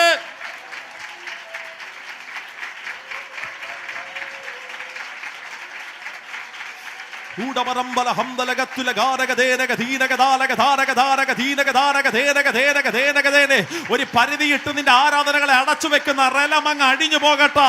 നിനക്ക് സന്തോഷത്തെ അകത്തിരിക്കുന്ന വീഞ്ഞ് ശക്തി ഉള്ളതാണെങ്കിൽ പുറമ്പോട് പൊട്ടിച്ച് കുപ്പിയുടെ അടപ്പ് തുറന്ന് വീഞ്ഞ് പൊട്ടി പുറപ്പെട്ടു വരുന്നത് പോലെ ഒരു പെന്തക്കോസ്തിന്റെ ഡേയുടെ സന്തോഷം ഇന്ന് രാവിലെ ദൈവം നിനക്ക് മടക്കി നൽകോ. അകത്ത് അഭിഷേകമുള്ള ദൈവ കുഞ്ഞു പറ, ഒരു സന്തോഷം ഞാൻ അനുഭവിക്കാൻ പോകും. അത് പെന്തക്കോസ്ത് ഡേയുടെ മഹത്വമാണമ്മേ.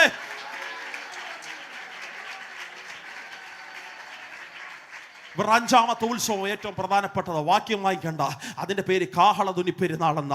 ഒറ്റ വാക്കിൽ ഞാൻ ദൂത് പറയാ, യാത്രകൾക്ക് തടസ്സമായി ഉയർന്നു നിൽക്കുന്ന വലിയ കോട്ടകൾ ഇവരെങ്ങനെ തട്ടി താഴെയിട്ടു. അവര് പറയും, നോ പാസ്റ്റർ, അത് ഞങ്ങളല്ല തട്ടി താഴെയിട്ടത്.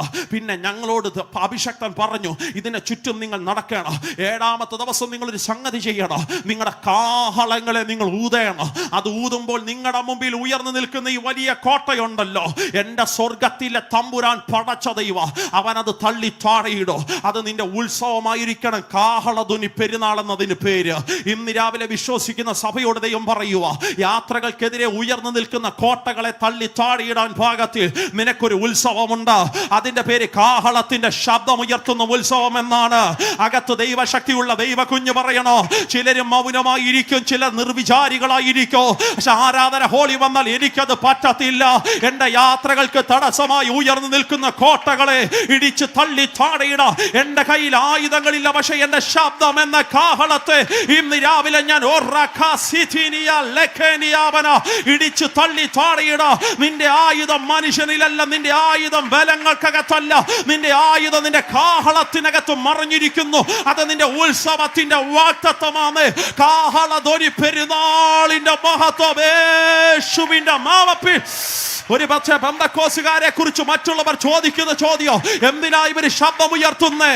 അകത്ത് അഭിഷേകമുള്ള ദൈവ കുഞ്ഞിനറിയോ, ഞാൻ ശാസിക്കാതെ, ഞാൻ ശബ്ദമുയർത്താതെ, ഞാൻ നിലവിളിക്കാതെ എന്റെ ചില കോട്ടകളെ ദൈവം ഇടിച്ചു തള്ളി താഴെയിടപ്പില്ല.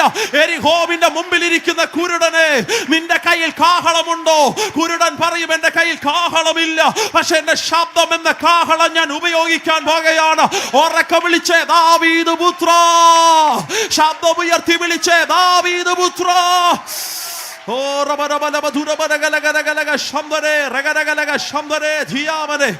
യാത്രകളെ ബന്ധിച്ചു വെക്കുന്ന റലത്തെ ആ കാഹളത്തിന്റെ ശബ്ദം ഞങ്ങൾ ഉപയോഗിച്ച് ആത്മാവിൽ അതിനെ ശാസിക്കുക.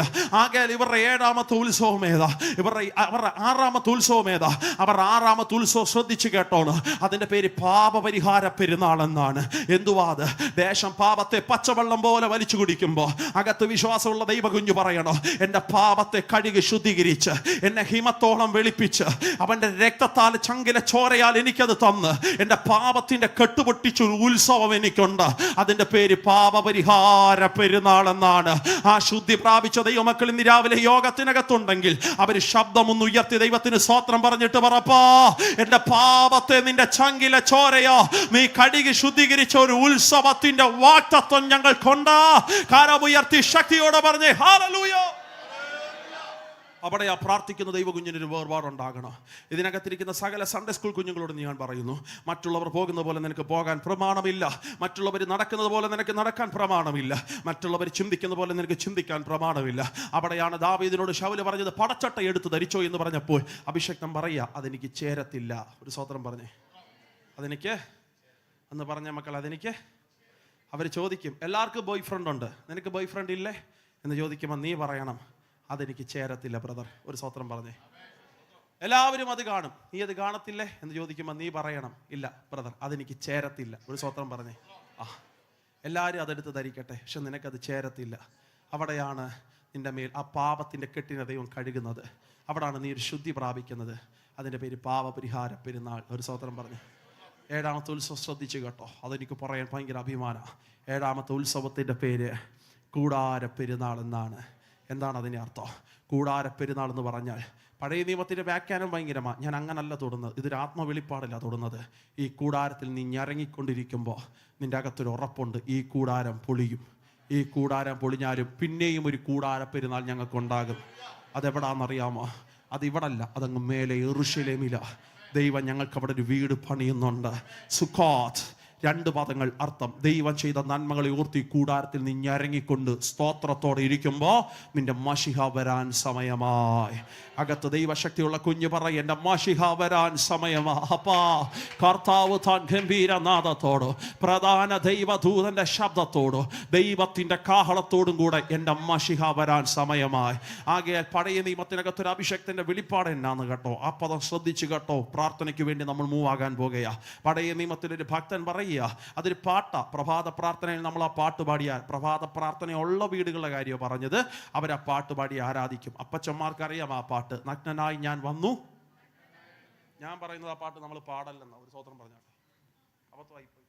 ഇത്രയും നേരം പറഞ്ഞത് ആ പാട്ട് നമ്മൾ പാടരുത്. അതെന്താ? അത് പഴയ നിയമത്തിന്റെ യോബിന്റെ വെളിപ്പാടാ. വാക്യം അറിയാമോ? യോബിന്റെ പുസ്തകത്തിലെ വാക്യം അത്. ഞാൻ എൻ്റെ അമ്മയുടെ ഉദരത്തിൽ നഗ്നനായിട്ട് തന്നെ എന്ത് ചെയ്യും? അപ്പം നമ്മളെന്താ പാട്ട് പാടാത്തെ? നമ്മൾ ആ പാട്ട് പാടാത്തതിൻ്റെ കാര്യം 2 കൊരിന്ത്യർ 5:1 വായിച്ചു.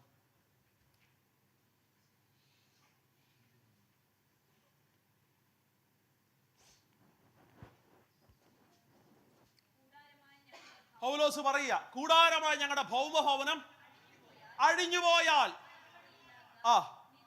കൂടാര പെരുന്നാൾ ഞങ്ങൾക്കുണ്ട്. അടുത്ത വാക്ക്.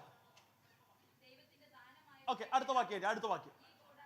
ഈ കൂടാരത്തിൽ ഞങ്ങൾ ഞരങ്ങിക്കൊണ്ട്, നഗ്നരായിട്ടാണോ? നഗ്നരായിട്ടല്ല, ഉടുപ്പുള്ളവരായി ഞങ്ങൾ ഇരിക്കുന്നു. യോബിന്റെ വെളിപ്പാട് എന്നായിരുന്നു?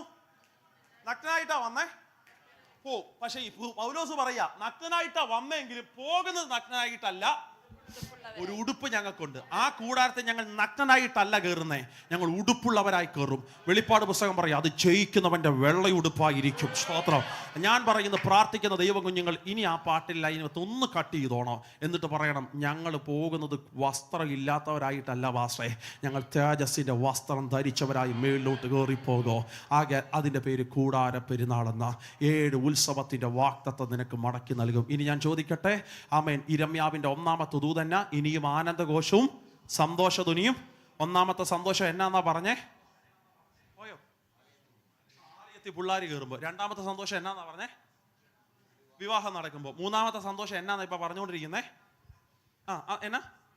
7 പെരുന്നാളല്ല, 7 പെരുന്നാൾ. ഇനി ഞാൻ ചോദിക്കുന്നില്ല, നിങ്ങൾ പറയും, എനിക്കറിയാം, ഇരിപ്പ് ആവേശം കാണുമ്പോഴേ അറിയാം. ഇനി പാസ് വേണമെങ്കിൽ 10 മിനിറ്റ് റെസ്റ്റ് എടുത്തോ മാസ്റ്റർ, ബാക്കി ഞങ്ങൾ പറയും ആവേശമുള്ളവരെ, ഇതിനെ എനിക്ക് അറിഞ്ഞുകൂടെ, പിന്നെ കൊള്ളാം. സ്വത്രം. ആ 7 പെരുന്നാളിന്റെ സന്തോഷം ഇനി നമുക്ക് മടക്കി നൽകും. ഇതാണ് ഇരമ്യാവ് പറയുന്ന 1ാമത്തെ ദൂത്. പക്ഷെ ഇനി അതിനകത്ത് ഒരു ദൂതല്ല, ബാക്കി 4 ദൂതും കൂടെ ഉണ്ട്. 2ാമത്തെ ദൂത് എന്നറിയാമോ? മണവാളന്റെ സ്വരവും.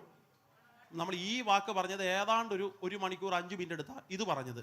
ഇനി മണവാളന്റെ സ്വരവും മണവാട്ടിയുടെ സ്വരം പറയണേ നമുക്ക് അത്രയും തന്നെ സമയം വേണം. അപ്പൊ സമയം എത്രയായി?